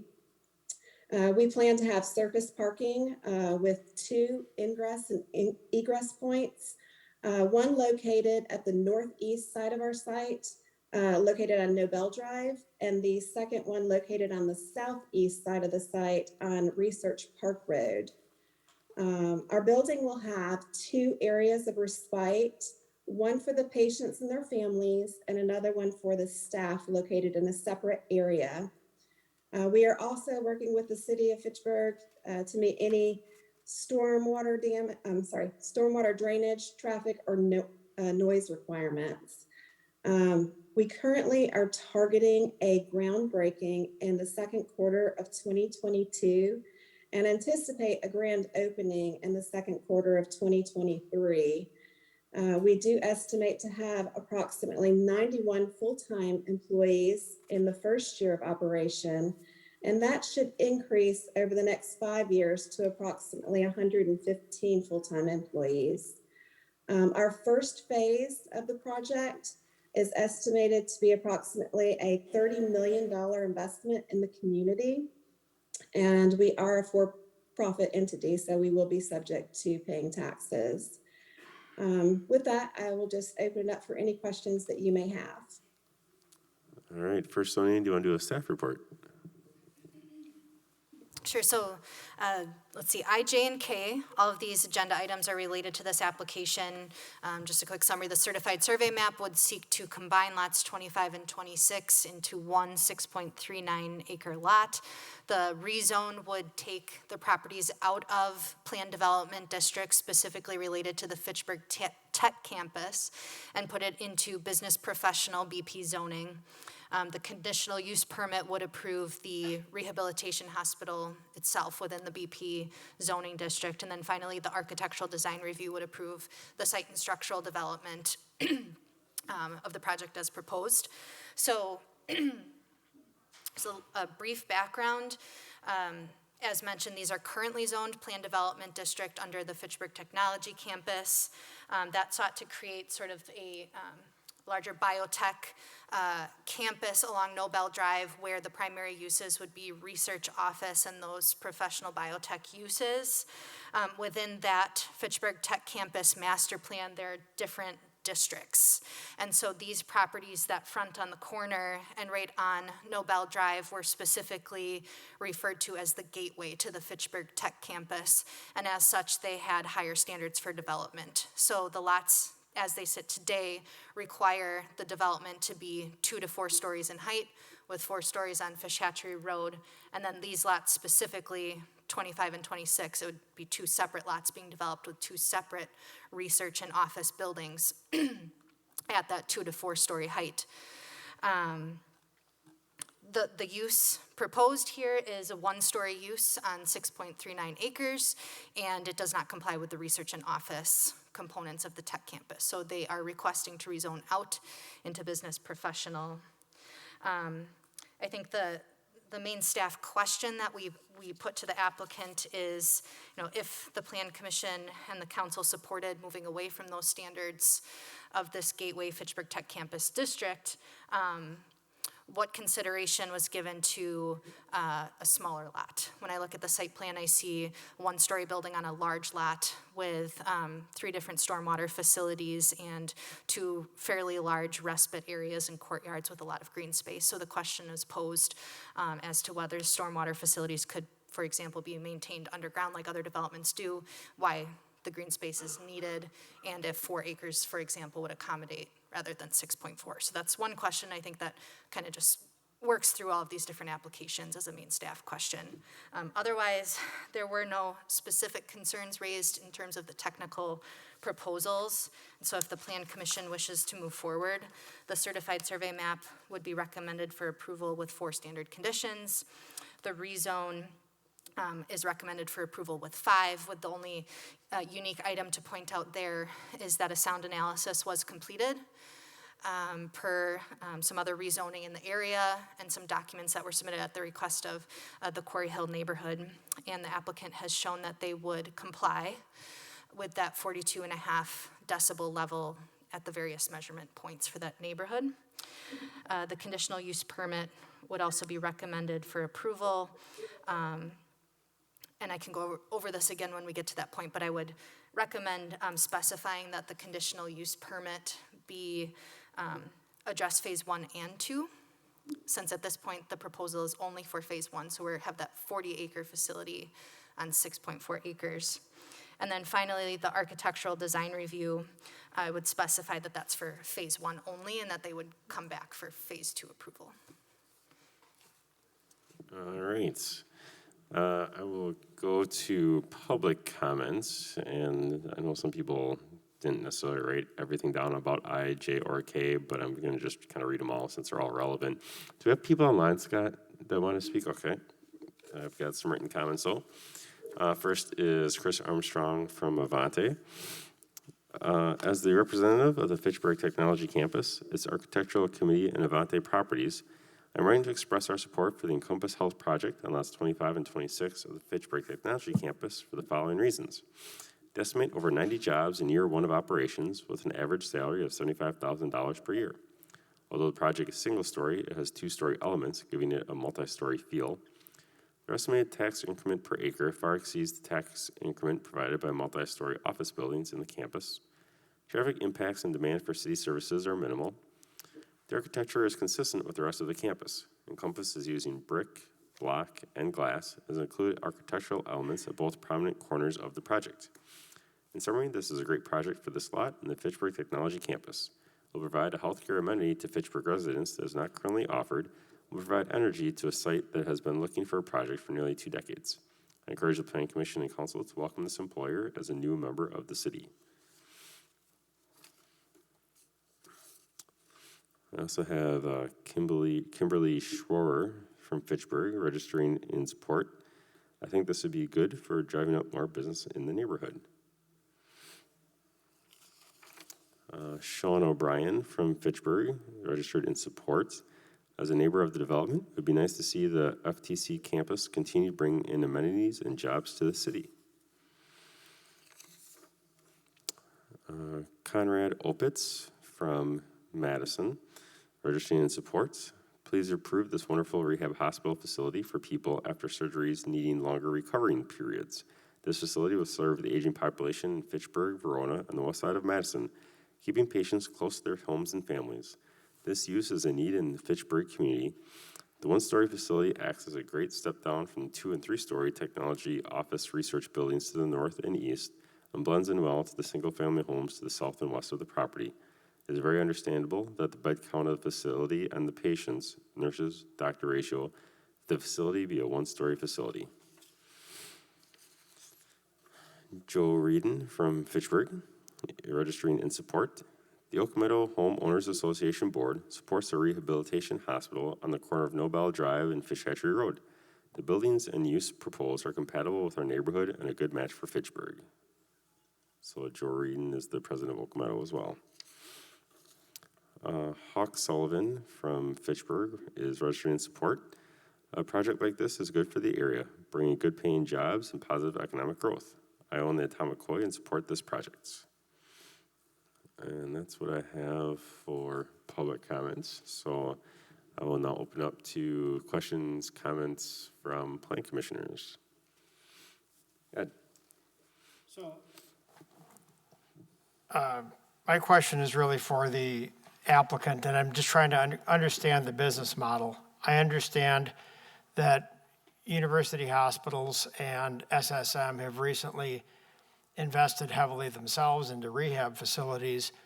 I would assume that they would be, and perhaps they're not, your primary referral sources. I'm trying to understand what the referral sources are, because I don't believe that they're operating at capacity within their facilities as far as I know. So I'd like to understand that a little bit better, and I'll also like to understand how you plan to address the very, very tight labor market in this area for doctors and nurses. Melanie, can you speak to that, please? Certainly. Hello, I'm Melanie Lewis. I'm Vice President of Business Development. Thank you for the opportunity to be here tonight and to have the opportunity to answer the questions. The first question, as I understand it, is in regard to capacity and referral sources and so forth and so on. And I would like to point out that there is a rehab hospital in the northern part of town that is part of the university, and that is at 75% occupancy, according to the latest data that I have available, which is publicly available Medicare cost report data. SSM does not have inpatient rehabilitation currently and has expressed interest in working with us clinically on this project. And so I'm not sure what you are referring to in regard to their expansion. Possibly it's something other than inpatient rehab.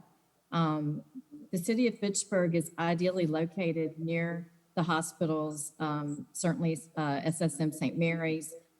It's not too far from the university if there's patients that live in this area as opposed to the northeast part of town. So we would welcome patients from all acute care hospitals that need our services. To my knowledge, there is one, as I mentioned, there's only one other inpatient rehab hospital in town. And the data that we do, we look long and hard at new markets to identify opportunity and need, because it's a very expensive project and we have our own internal referral approval processes to go through. And this is a really high growth area in the state for the population that is age 65 and over, which is our target. Most of our patients are age 65 and over. And we have identified that there's almost 5,500 patients being discharged out of the area hospitals that may benefit from inpatient rehab. In regard to the labor market, you're absolutely right. There is a nationwide nursing shortage. We experience that like everyone else does. We do have, our home office is based in Birmingham, Alabama, where I am based. And we have national and regional recruiters that are out there. They start almost immediately when we announce a new project recruiting. I have mentioned the clinical affiliation that we would have with SSM St. Mary's, and their physicians are very excited about working with us. Did that answer your question? Yes, thank you. Stephen. My question also for the applicant was, what is it about this specific property that interested you? I understand that you probably look at the overall demographics and of the overall probably 10, 15 mile radius from here, but what is it that this made you look at it?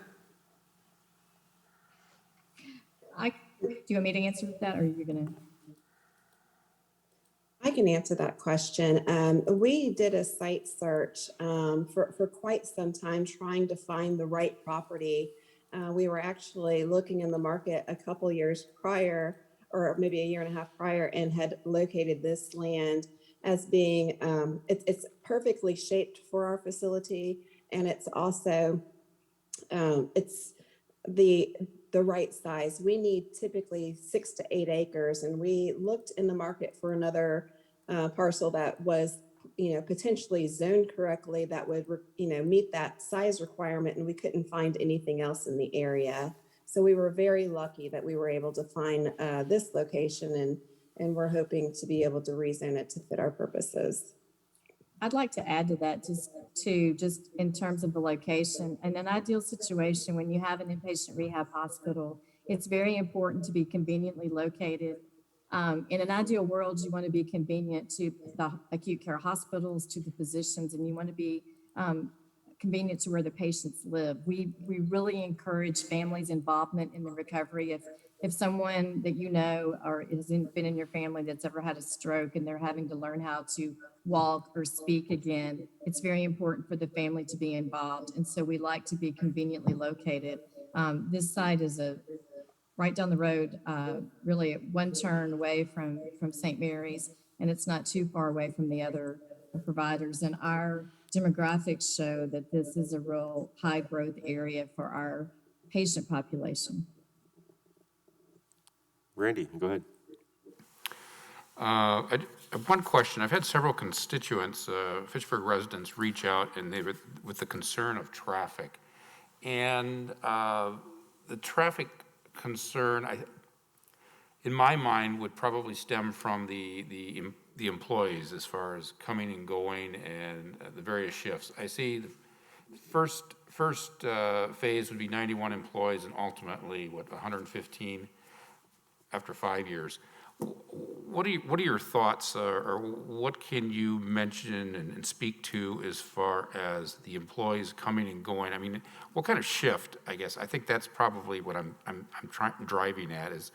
Is there multiple shifts, or is it pretty consistent? Can you address the coming and going and how it would relate to traffic?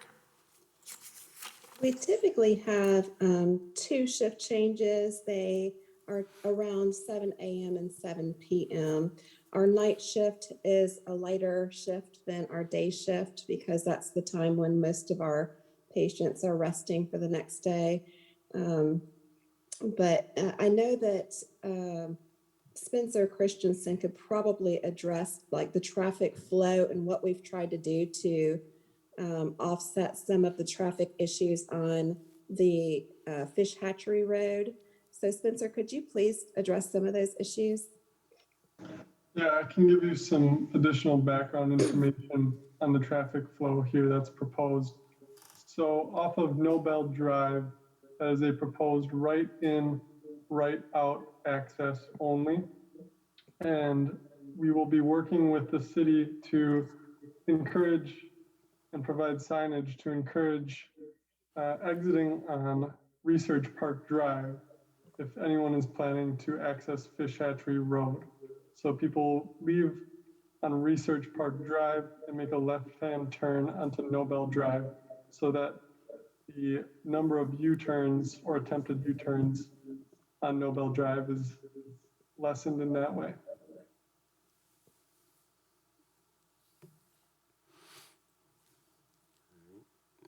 Anyone? Oh, thank you. That answered my question. All right. Anyone else? I know sound is something that, the one neighborhood right there is very concerned about, but it was good to see that they did the sound analysis and there's no concerns with the sound. So I know that's a big thing for that neighborhood. Ed? I had a conversation with Chris Armstrong today with regard to the possibility of there being access from this site or through this site essentially for the parcel to the south of this. There have been proposals in the past that would be for elderly housing. The difficulty is that it's only accesses onto Fish Hatchery Road, which is problematic. If they had access to Research Park Drive, it would make much more sense, but it may be that the only way to do that would be through, essentially the southeast corner of this property. So I want to see whether that's something that can be incorporated in the event that would be needed in the future into this plan. We looked at that. Somebody had brought that to our attention and we looked at that. We would not be able to fit our ultimate capacity of 80 beds on this site with the required parking. As I noted earlier, we typically need 6 to 8 acres. It's more toward the 8 acres. We were very lucky that this site was laid out in a perfect rectangle that would allow us to fit our 80 beds on such a small parcel. And so we would be reducing our maximum capacity that we had planned if we were to try to allow access to that other parcel to the southwest of our site. And it would also, there would also be liability issues for having people drive through our campus to access a separate area. or 5 parking stalls. Can we show where that second parcel actually begins? Or the parcel that you're referring to? I'm not sure if any of your plans have a broader context map. I tried to convince them to just buy that piece of land, but they don't need it, which is fine. I think it's about halfway through our site where the other site begins. Is that correct?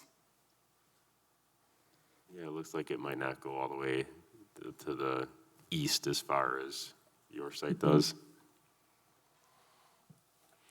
Oh, I see. Yeah.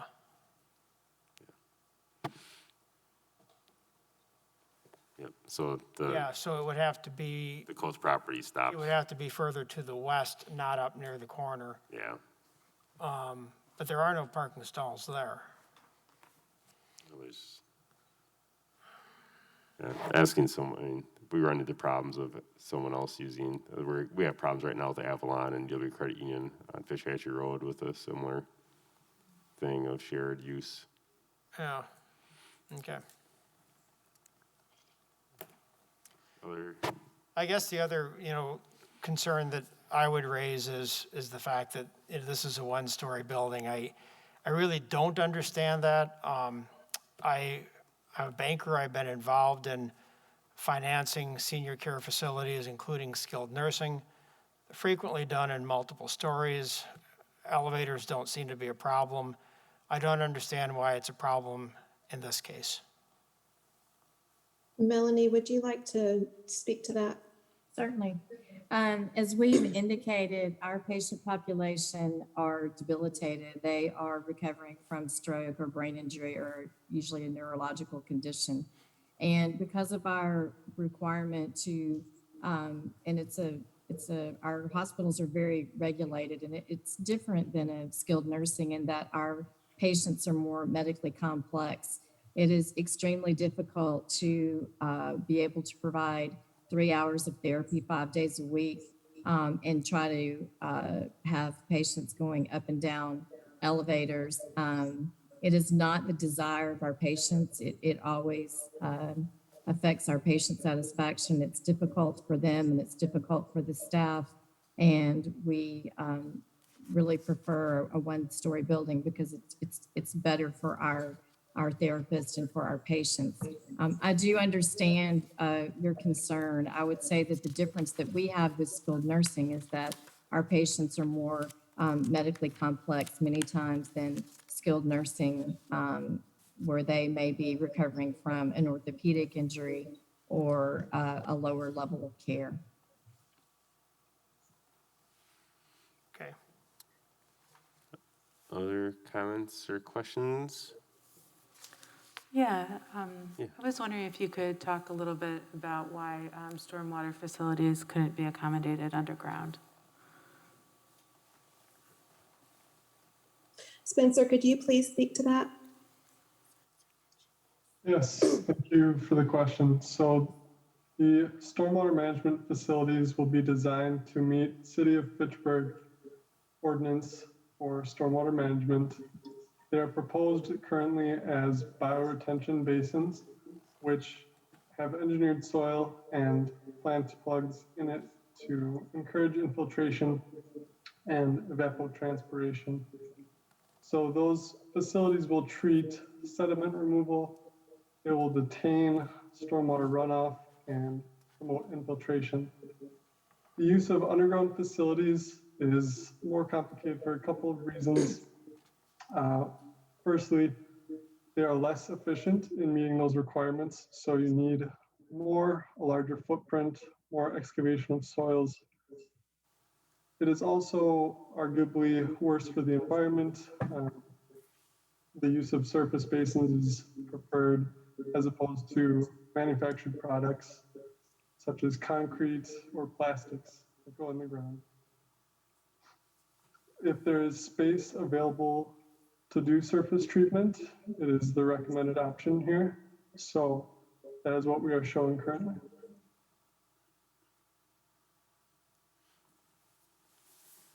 All right, further questions or comments at all? What's the anticipated value of the project just with the first phase? Sonia, do we have that? I don't have that information. Serena? Yes, the first phase of the project is estimated to be $30 million. And that includes the land, the building, equipment, and all of the design. Okay, and then where does that go to at full build-out with the second phase? We have not done we haven't completed a budget for the second phase. Okay. Anything else?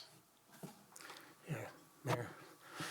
I think that's a good use of that area. We saw before other people trying to use it, and it was at the edge of the urban service area that did not work. So it's a good use of the area. I don't worry about the traffic because you can fix traffic problems. You can widen streets, put in lights and all that. I do have a problem with the one-story element. I see that we set up certain guidelines, and then every month that we're here, we see some of those chipped away. And I think that bothers me. I know it does. And that's the main reason why I would be against this, just because of the element, the height element. Serena or someone else, do you want to speak to what you're trying to do to give that appearance of more than one story? Yeah, is Travis Parker, are you on the line? Can you speak to that?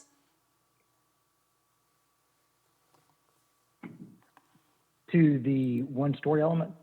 That and the massing that we're trying to achieve to kind of give the appearance to a two-story building. Yes. So between the height, the raise, and the grading across the building, as well as some of the screen wall appearances along the top of it, we'll be screening any of the mechanical equipment, and it will actually appear as though this building is a lot higher than it normally would be. The dining massing that's facing more toward this front corner right here will allow a lot of natural light in for the patient's benefit. The massing going down the building will change and actually create more of these small vistas that will allow the facade to be broken up into multiple pieces along that facade, creating a little bit more interest, as well as giving the appearance that some pieces are actually higher than others. Ask a question on that. I think this is Sonia's staff, when I was reviewing the plans, I believe the lighter brick color piece is 16 feet tall. Is that correct? Do you have that number off the top of your head? That is correct. Thank you. And then these darker brick pieces are parapets on the top. Once you That is correct. exceed 16 feet. Thank you. And then the rooftop mechanical equipment screen, which is shown with this metal panel, is that 10 feet tall? I do believe that's correct. Sure. Just a clarifying question on that. How tall are the HVAC, the equipment itself? It seems like relatively large screening wall in comparison to a 16-foot building for the main floor. It is fairly large equipment. I would say that it usually runs between the curb heights off the roof, between 8 and 10 feet tall. But we take great strides to make sure that all the equipment is fully concealed.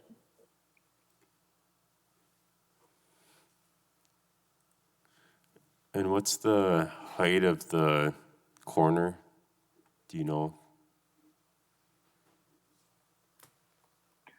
27 feet, I believe. Okay.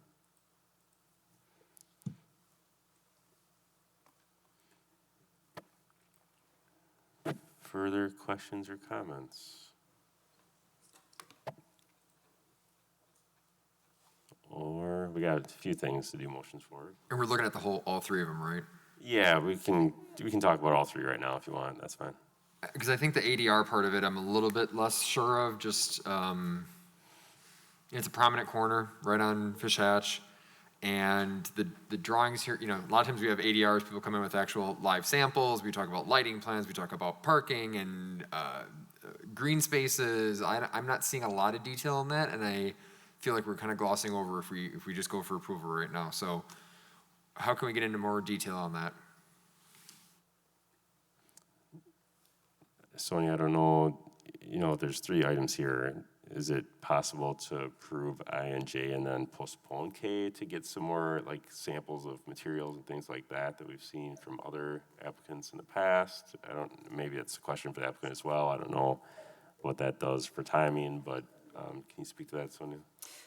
Right, if the Plan Commission feels there's not enough information, you could certainly table one of the items if you're inclined to approve this as a whole. However, I think the information is included in the packet. If the applicant could walk us through some more of that detail, that might be useful as well. Does someone want to walk through the ADR components a little bit more? Travis, will you try to pick up on the ADR?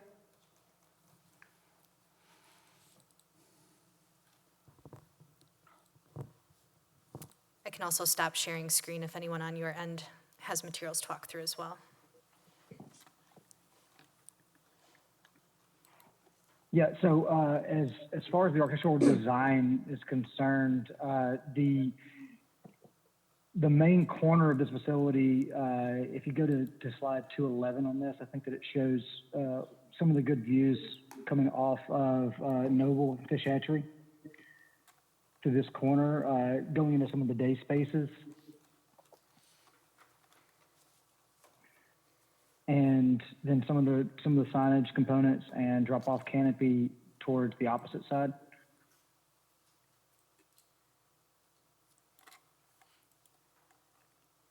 As far as the materiality is concerned, we're looking at using a couple different tones of brick. Once again, looking at breaking up that massing into multiple elements, creating some more visual interest, and still working with the operational guidelines of the building to actually function with patient rooms and the links that were required operationally between patient rooms, creating the vistas that are required outside of the rooms, as well as creating an enjoyable environment to walk around the campus. Towards the center of the facility is actually a therapy courtyard in the middle of everything here that everyone will utilize to actually do parts of therapy. There's walking surfaces within this. There's handrails and steps that people walk up and down. Really utilizing different elements around the building to optimize the user's experience.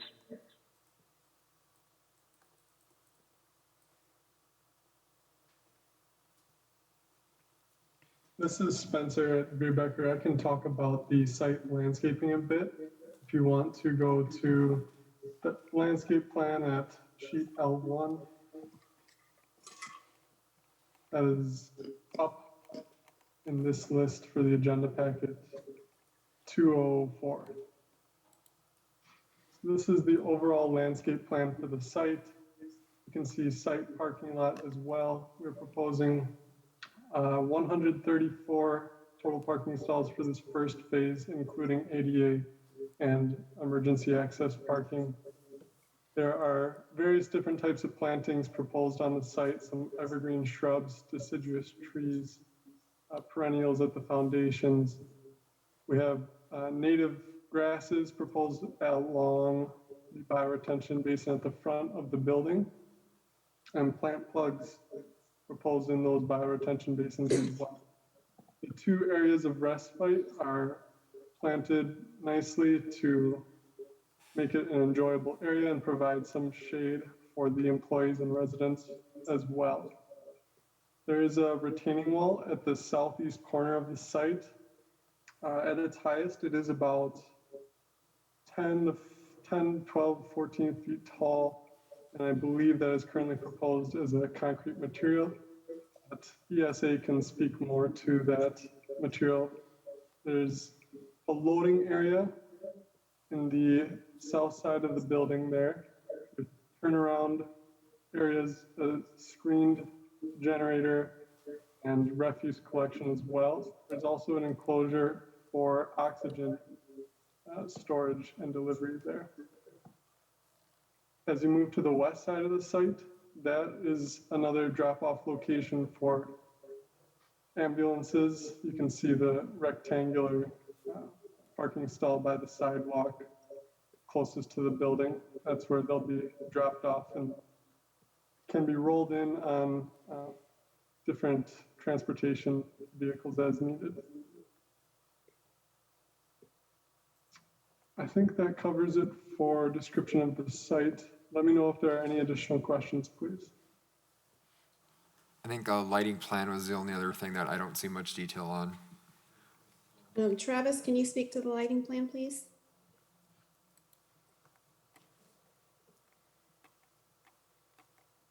Yes. This is the lighting plan showing all the lights coming from the courtyard around the parking elements. All of this will be night sky compliant, dark sky compliant, and meet the city's codes for heights and lighting levels. Is there any lighting on the west or north parts of the building?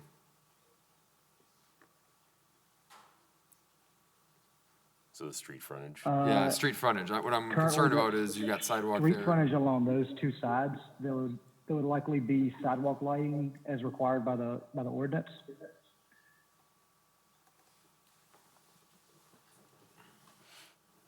Because there would be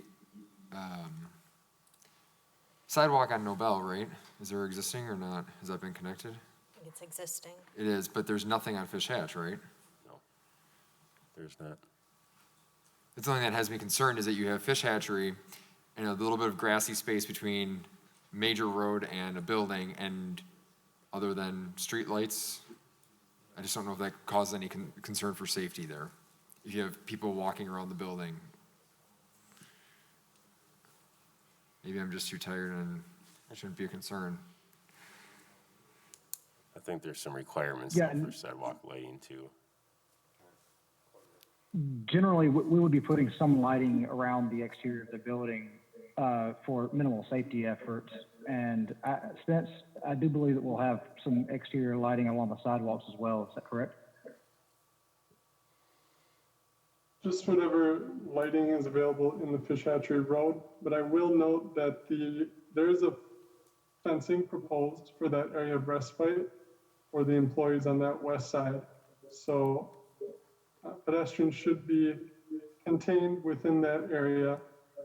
There really is no reason to be walking around that side of the building. So anyone who would be doing that ideally would just be maintenance staff for the building.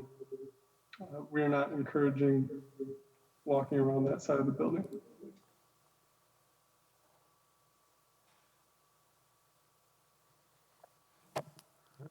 Other questions or comments?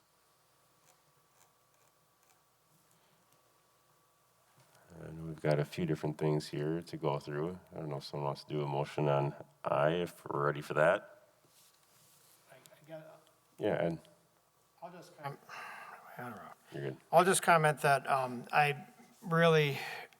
welcome this use, but I am not in love with the site plan or the architecture, and I don't know that this is the right spot for this. It just does not seem like that amount of land is being well utilized with this facility. So I'm opposed to this, although I do like the use. Any further comments at all? Or a motion on I, maybe? I'll make a motion to approve certified survey map CS 2381-21 with is there any, looks like is there 5 conditions? 4. It provided herein, but isn't council approval meant to be number 2? Yes, thank you. 5. Okay. So with the 5 conditions as noted by staff. I'll second. All right, second by Emily. All in favor, say aye. Aye. Aye. Aye. And opposed, nay. Nay. All right, I believe the ayes have that. For J, first we need to officially open the public hearing.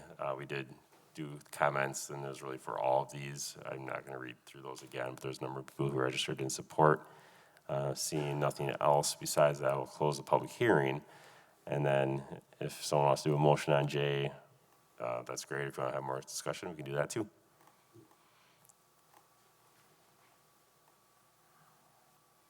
So want to do a motion, Randy? I will do the motion, sure.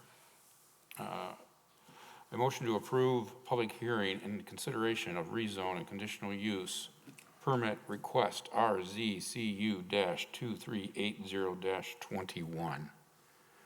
And there is 5 conditions? That's correct. 5 conditions. All right. Is there a second? This is, I'm sorry, this is the rezone or this is the conditional use? rezone. Oh, do we have to do those separately? 2 separate motions. Oh, sorry. All right. First, we need to do the rezone. Sorry, Randy, if you could just do the rezone part. So I'm only speaking to the rezone, not the conditional? Yeah, I'll do that one first. All right. Motion to approve public hearing and consideration of rezone, and jump to the request, RZCU-2380-21. And how many, is there still 5 conditions? 5? 5 conditions.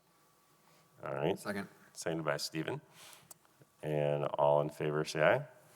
Aye. Aye. And opposed, nay. Nay. Nay. All right. That is approved. And now the conditional use permit. And on this one, I would recommend adding a 3rd condition, that the conditional use would be approved for phase 1 and 2. All right. Is there a motion? A motion to approve conditional use permit CU 2380-21 with the 3 conditions as noted by staff. I'll Second. second. Seconded by Emily. All in favor, say aye. Aye. Aye. And opposed, nay. Nay. Nay. All right, a couple of nays, that passes. All right, then moving to the architectural design review. Anything further than that, Sonia? A couple modifications to recommend to the conditions. In the staff report, there are 13. I'd like to add a condition number 14 that phase 2 should obtain architectural design review when that project is ready to move forward. Second, that a modification to condition number 11, that the lighting plan be revised to include building-mounted light fixtures. And then finally, a condition number 15, to address the public works staff concern about traffic circulation and signage. So noting that signage directing vehicles wishing to re-enter Fish Hatchery Road should be used to direct them to the Research Park Drive entrance. Sonia, there are 2 conditions on the next page also, 14 and 15. Thank you. So new conditions 16 and 17 with a modified number 11. Someone like to make that motion?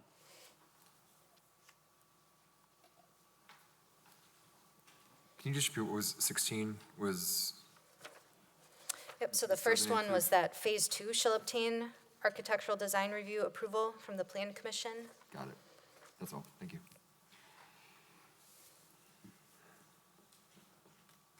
I motion to approve ADR for lots 25 and 26 with the conditions as laid out by staff.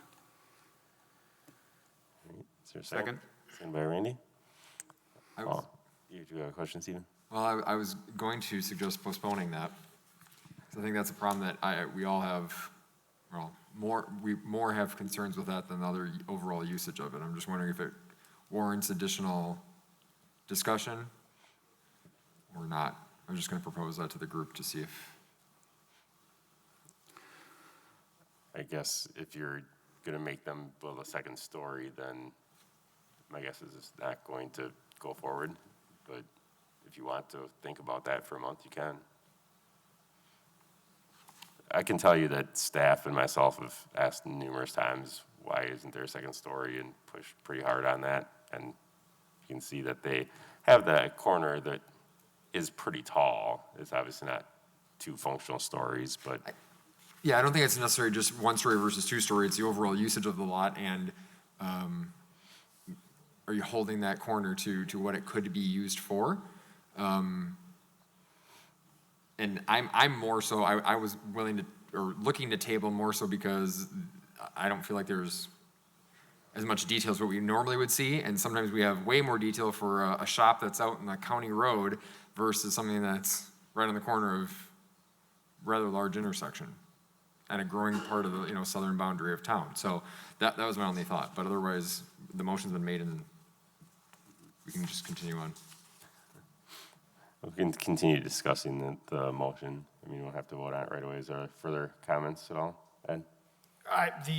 The applicant seems inflexible to me. So, if, I guess if you do that, you're saying, look, we want you, we've just given you the rezone, we've given you all of this, redo your site design and your architecture and come back and let's talk. You could take that approach. I don't know if it's going to get us anywhere. I would certainly be in favor of that, but Rich and I seem to be in the minority here.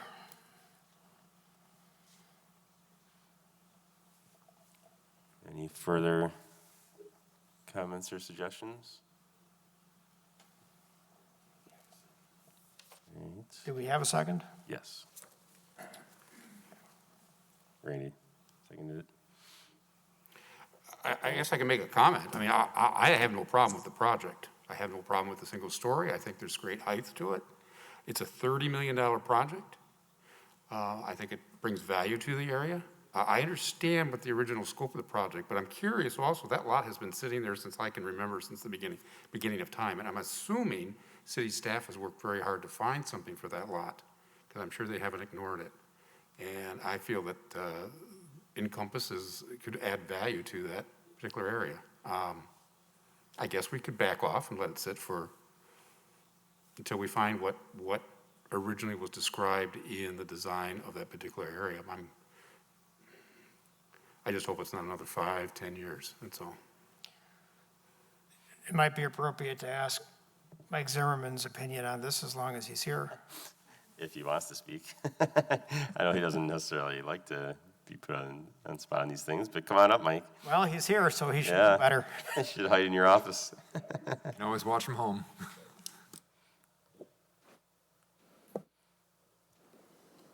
Is the mic working? Yep. Okay, thank you.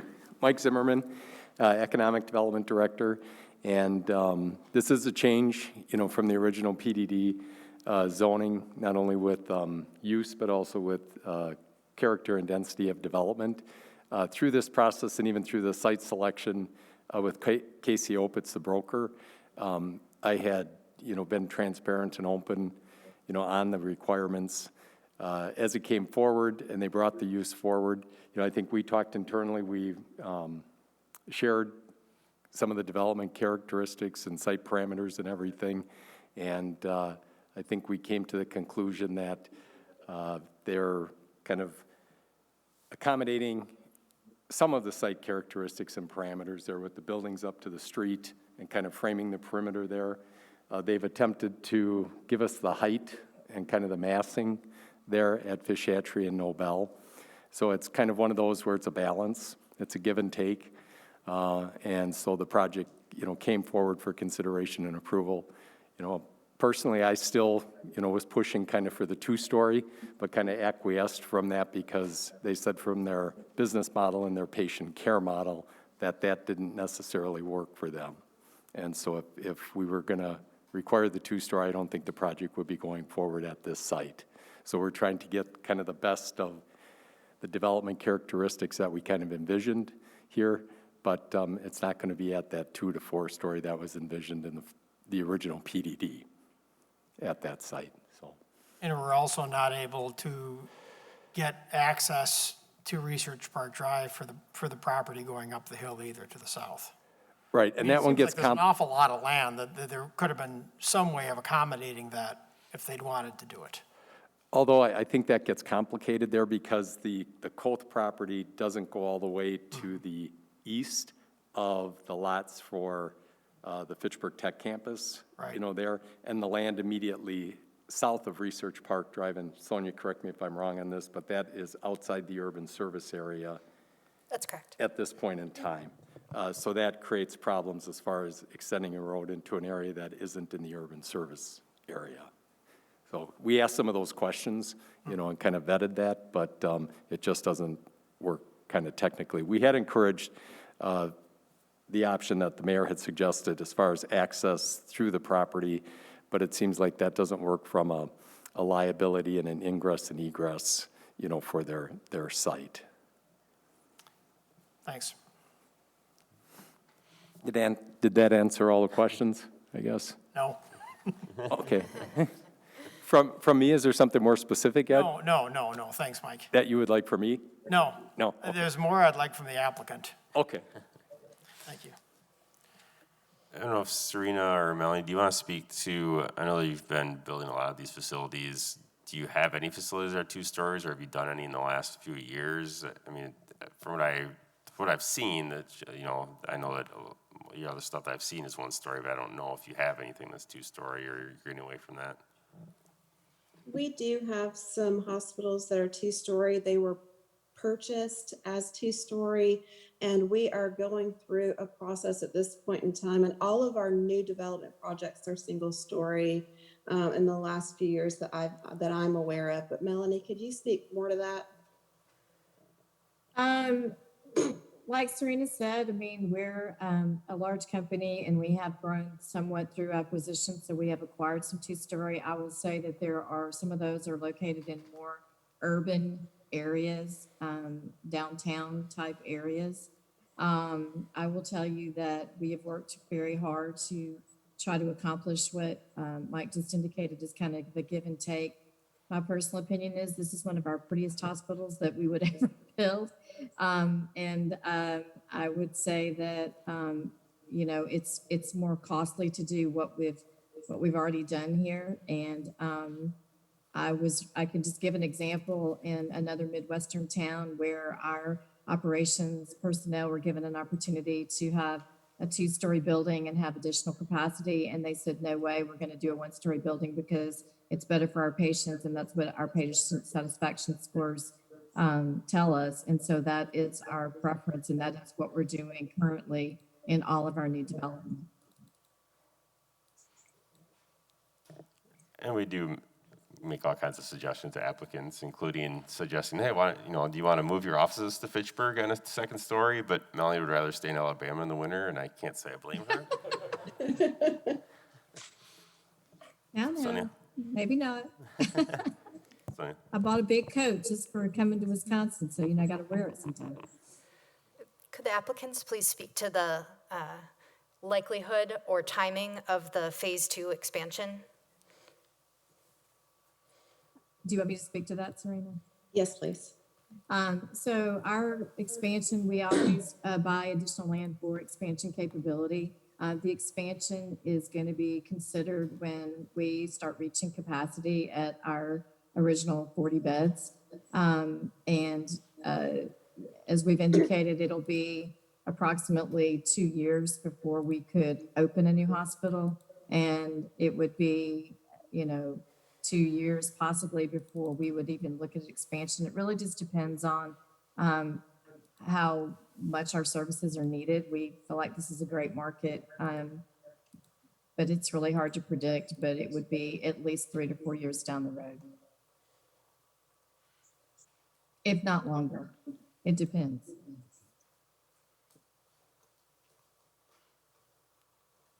All right.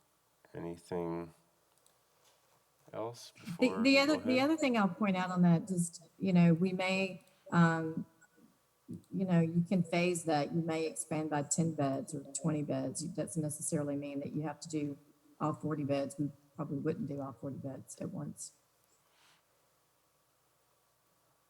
Okay. Sonia, I think I might just ask for a roll call on this one just because it's close. I don't know for sure, but I think we'll go ahead and vote on the ADR. We do have the motion already, so we just need to vote. Udell? Yes. Heller? Yes. Kinney? Nay. Tate? I'm sorry, Emily, is your last name Bowles? Bourne. Bourne, thank you. And your vote? Yes. Yes. And Mayor? Yes. And Zach?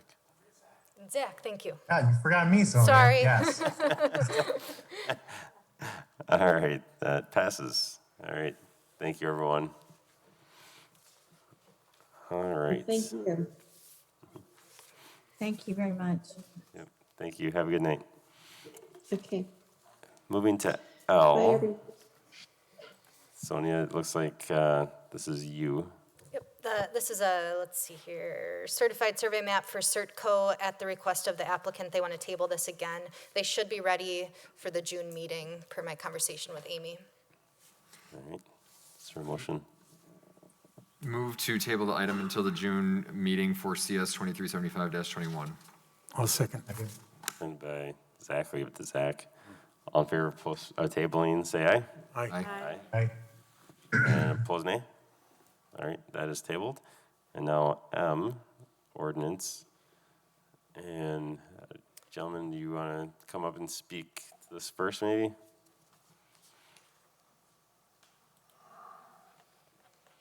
Thank you for your patience.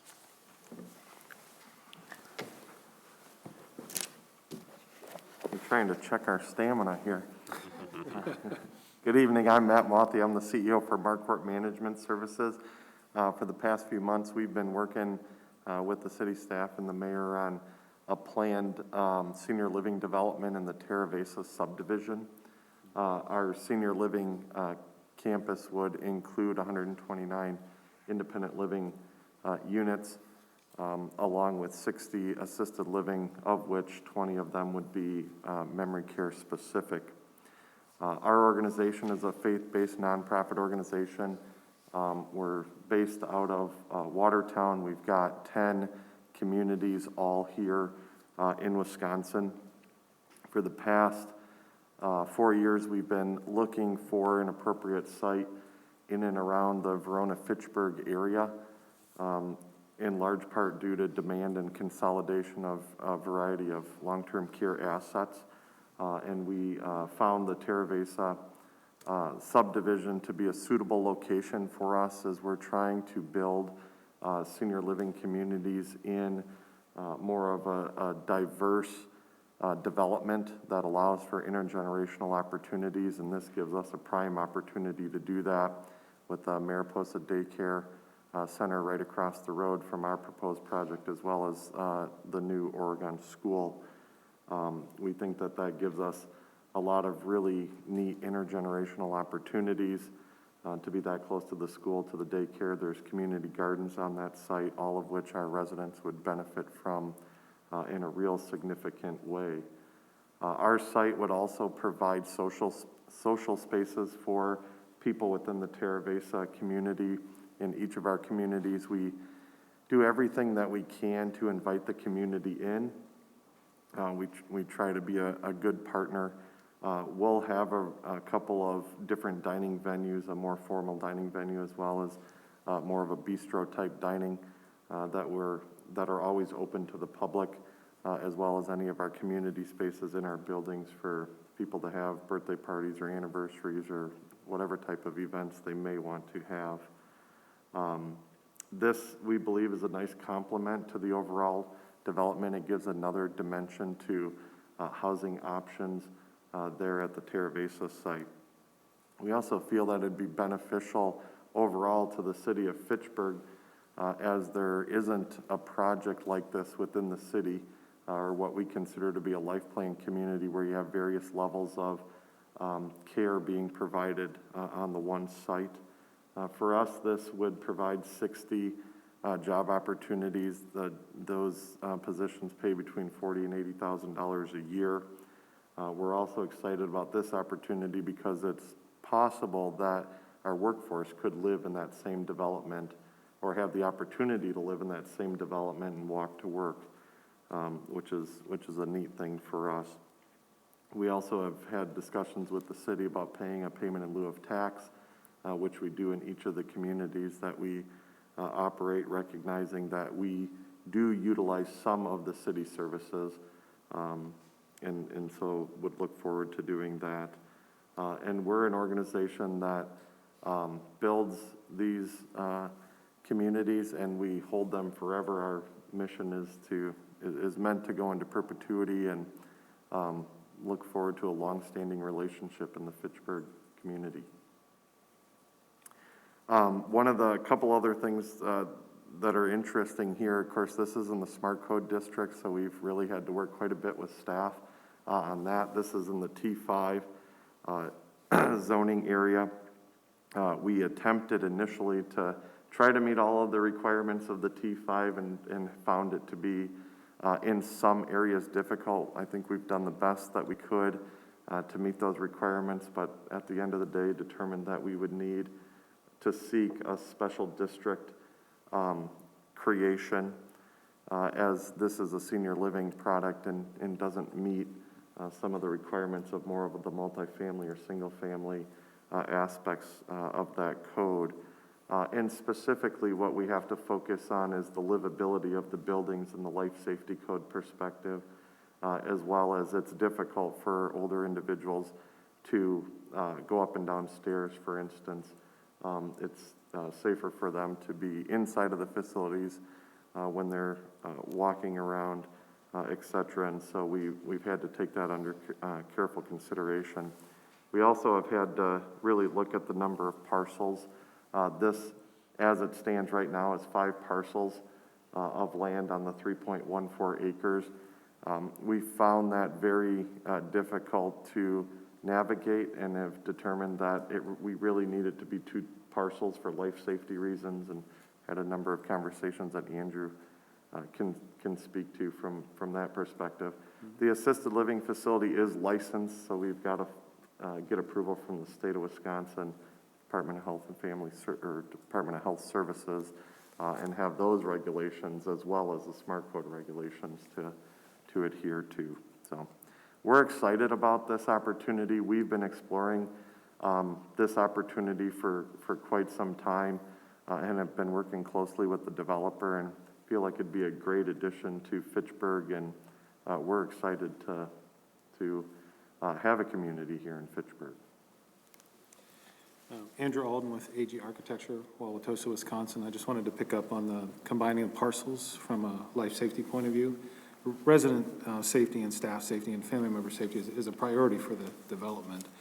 And one of the issues we run into with 5 parcels is that's 5 separate utility connections.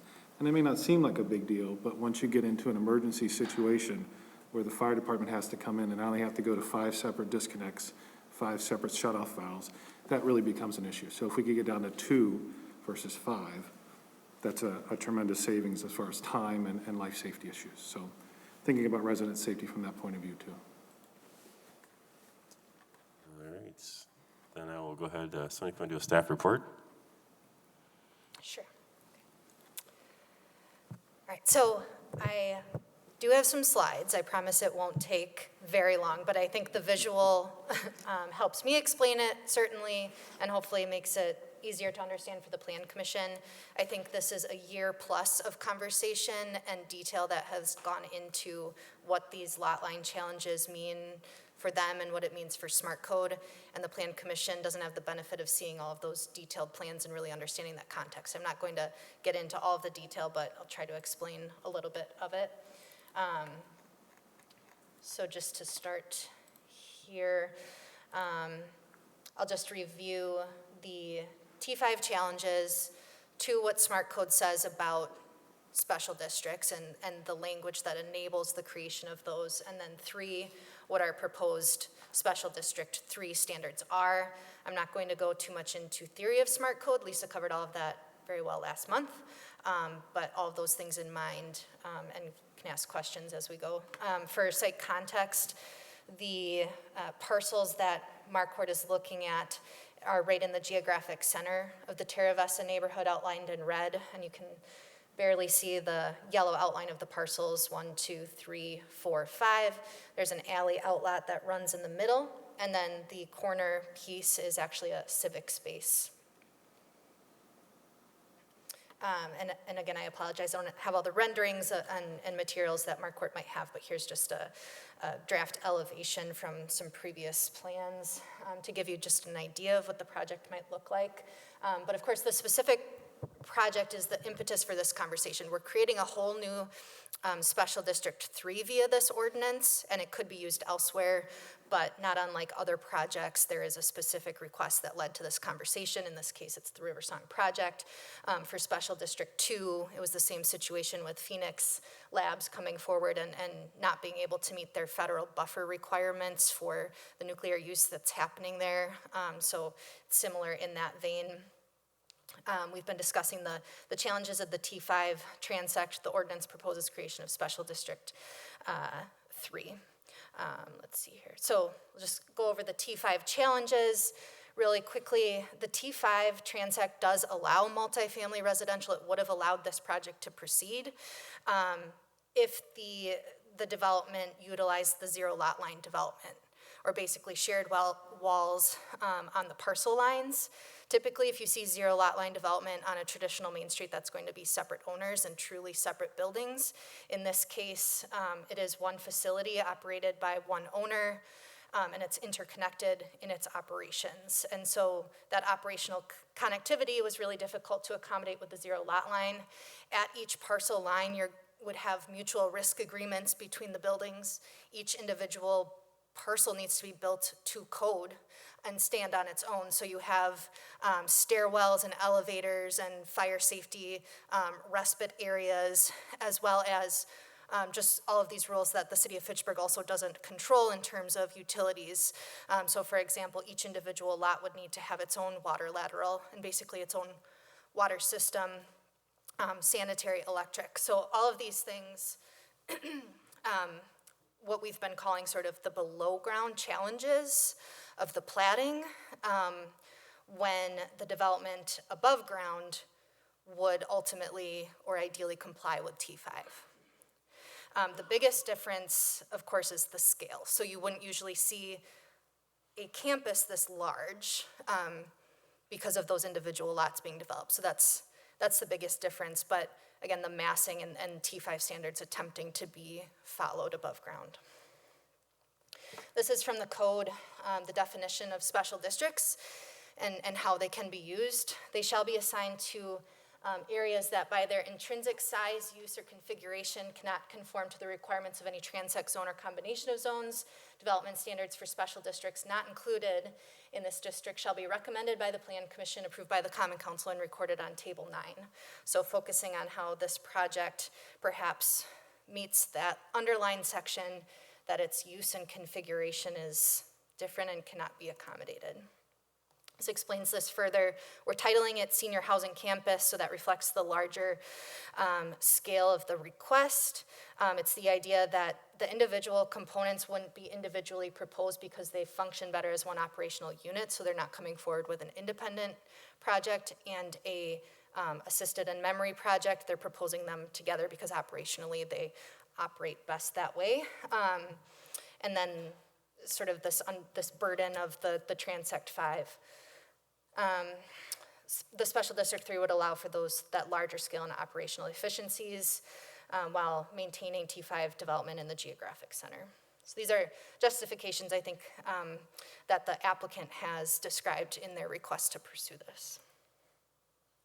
So then we create a definition of Special District 3 to accommodate senior multifamily. That includes licensed units in a CBRF defined as assisted or memory care housing, structurally connected to independent.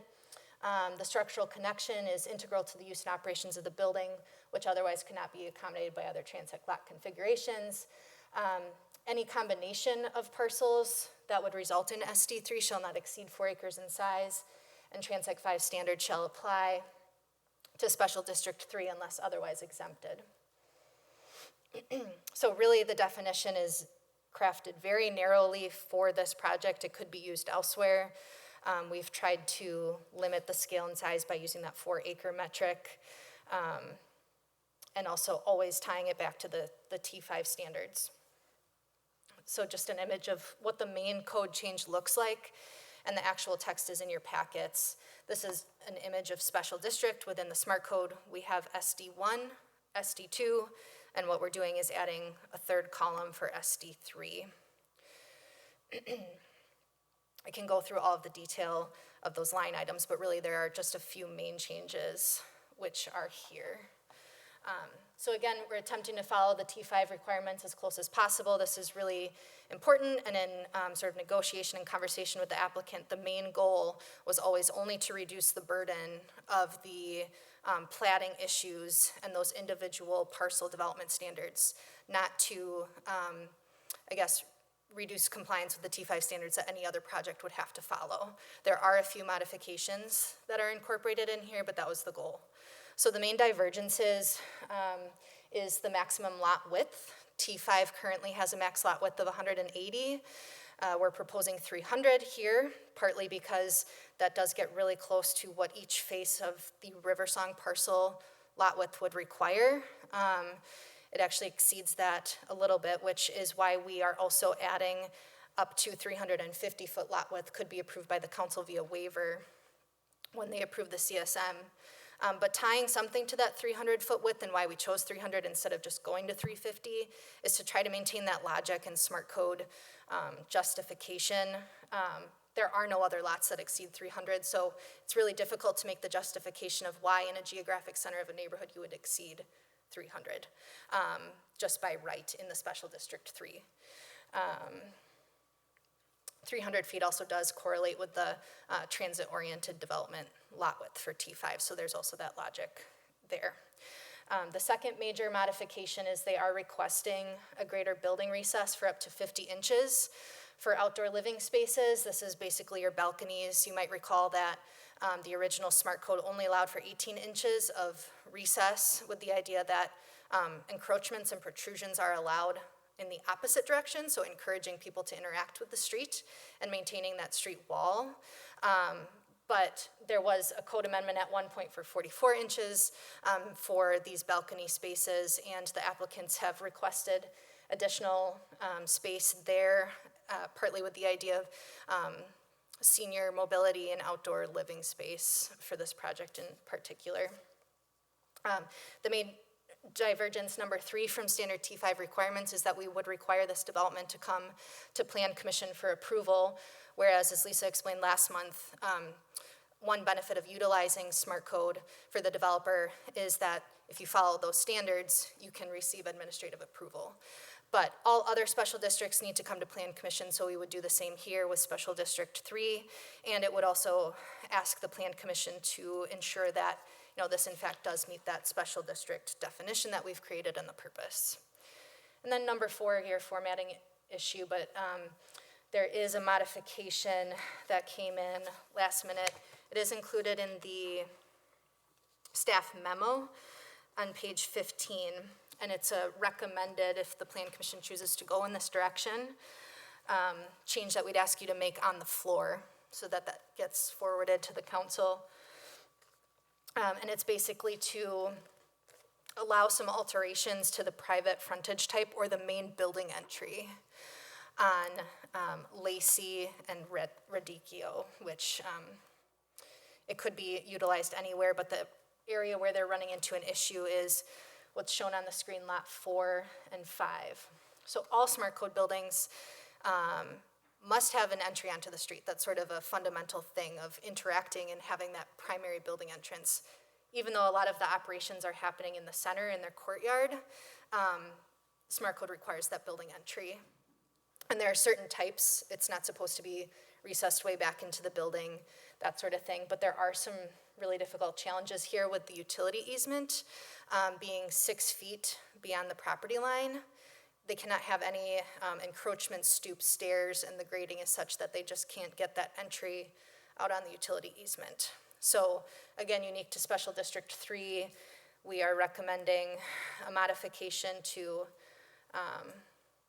allow a greater recess for the private frontage entry, as long as they continue to maintain at least 66% of the facade at the standard setback. That exact language is in the staff memo, like I mentioned. So 4 main changes. Again, the main goal, keep those T5 standards elsewhere.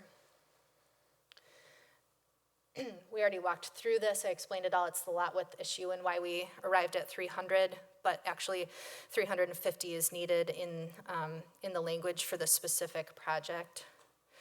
And then these are just tables sort of identifying. Smart Code is a thick document, and there are hundreds of pages and other requirements that this type of modification could impact. But in our definition, we had that little note that said, where not specifically exempted, SD3 shall otherwise comply with T5. So each of these line items in the code amendments in your packet, you would have seen that it just says defer to T5, except for those 4 main divergences that we just pointed out. So this is another table that would be modified for the bicycle parking and enhancements. We had to create a new table 28, which is a summary of SD3. It reflects all of the T5 standards except for those 4 modifications we discussed. And then that was just the same summary page at the end. The Plan Commission's role is to determine whether this is a good policy direction to take. And we can address any other detailed questions as staff. All right, first I need to open the public hearing, and I do have one person who submitted, Conrad Opitz from Madison, registering in support. And with the comment, the creation of a special district for senior housing campus allows for more flexibility in combining services for the senior population. Please support this proposed change. And I believe that's the only public comment I have. So seeing no other public comment, I will close the public hearing and open up to questions, comments from everyone up here.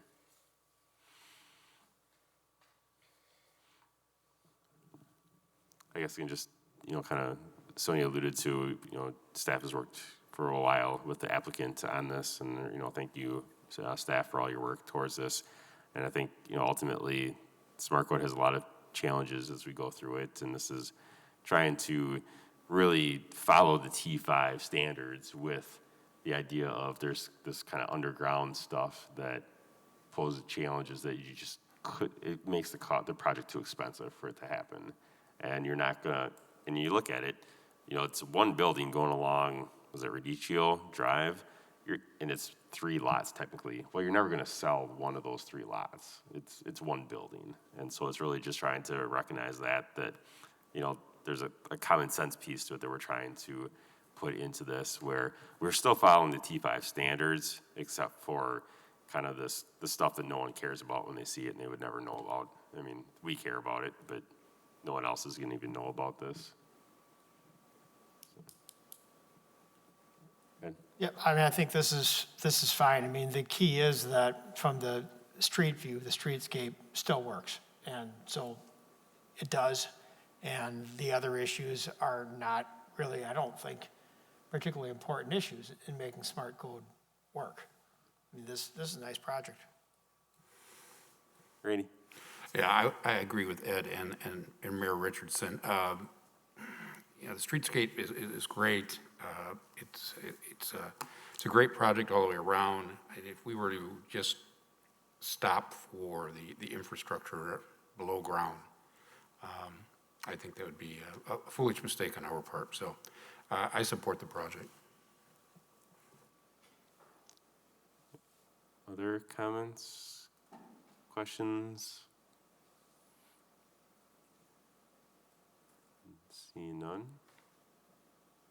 Motions? I'll move approval of ordinance 2021-0-07. And are you going to include the staff recommendation? Yes, with the staff recommendations. I'll second that. All right, seconded by Randy. All in favor, say aye. Aye. Aye.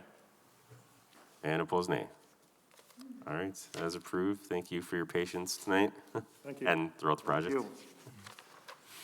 All right, one more item here.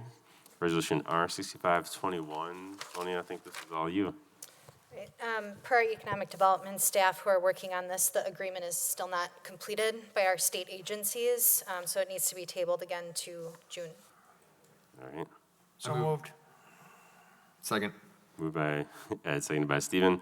All in favor of tabling, say aye. Aye. Aye. And opposed, nay. All right, that is tabled. Report from the department. No report. All right, any announcements? All right, is there a motion to adjourn? So moved. I'll second. Seconded by Rich. All in favor of adjourning, say aye. Aye. Aye. Anyone want to oppose that? No? All right, we're adjourned.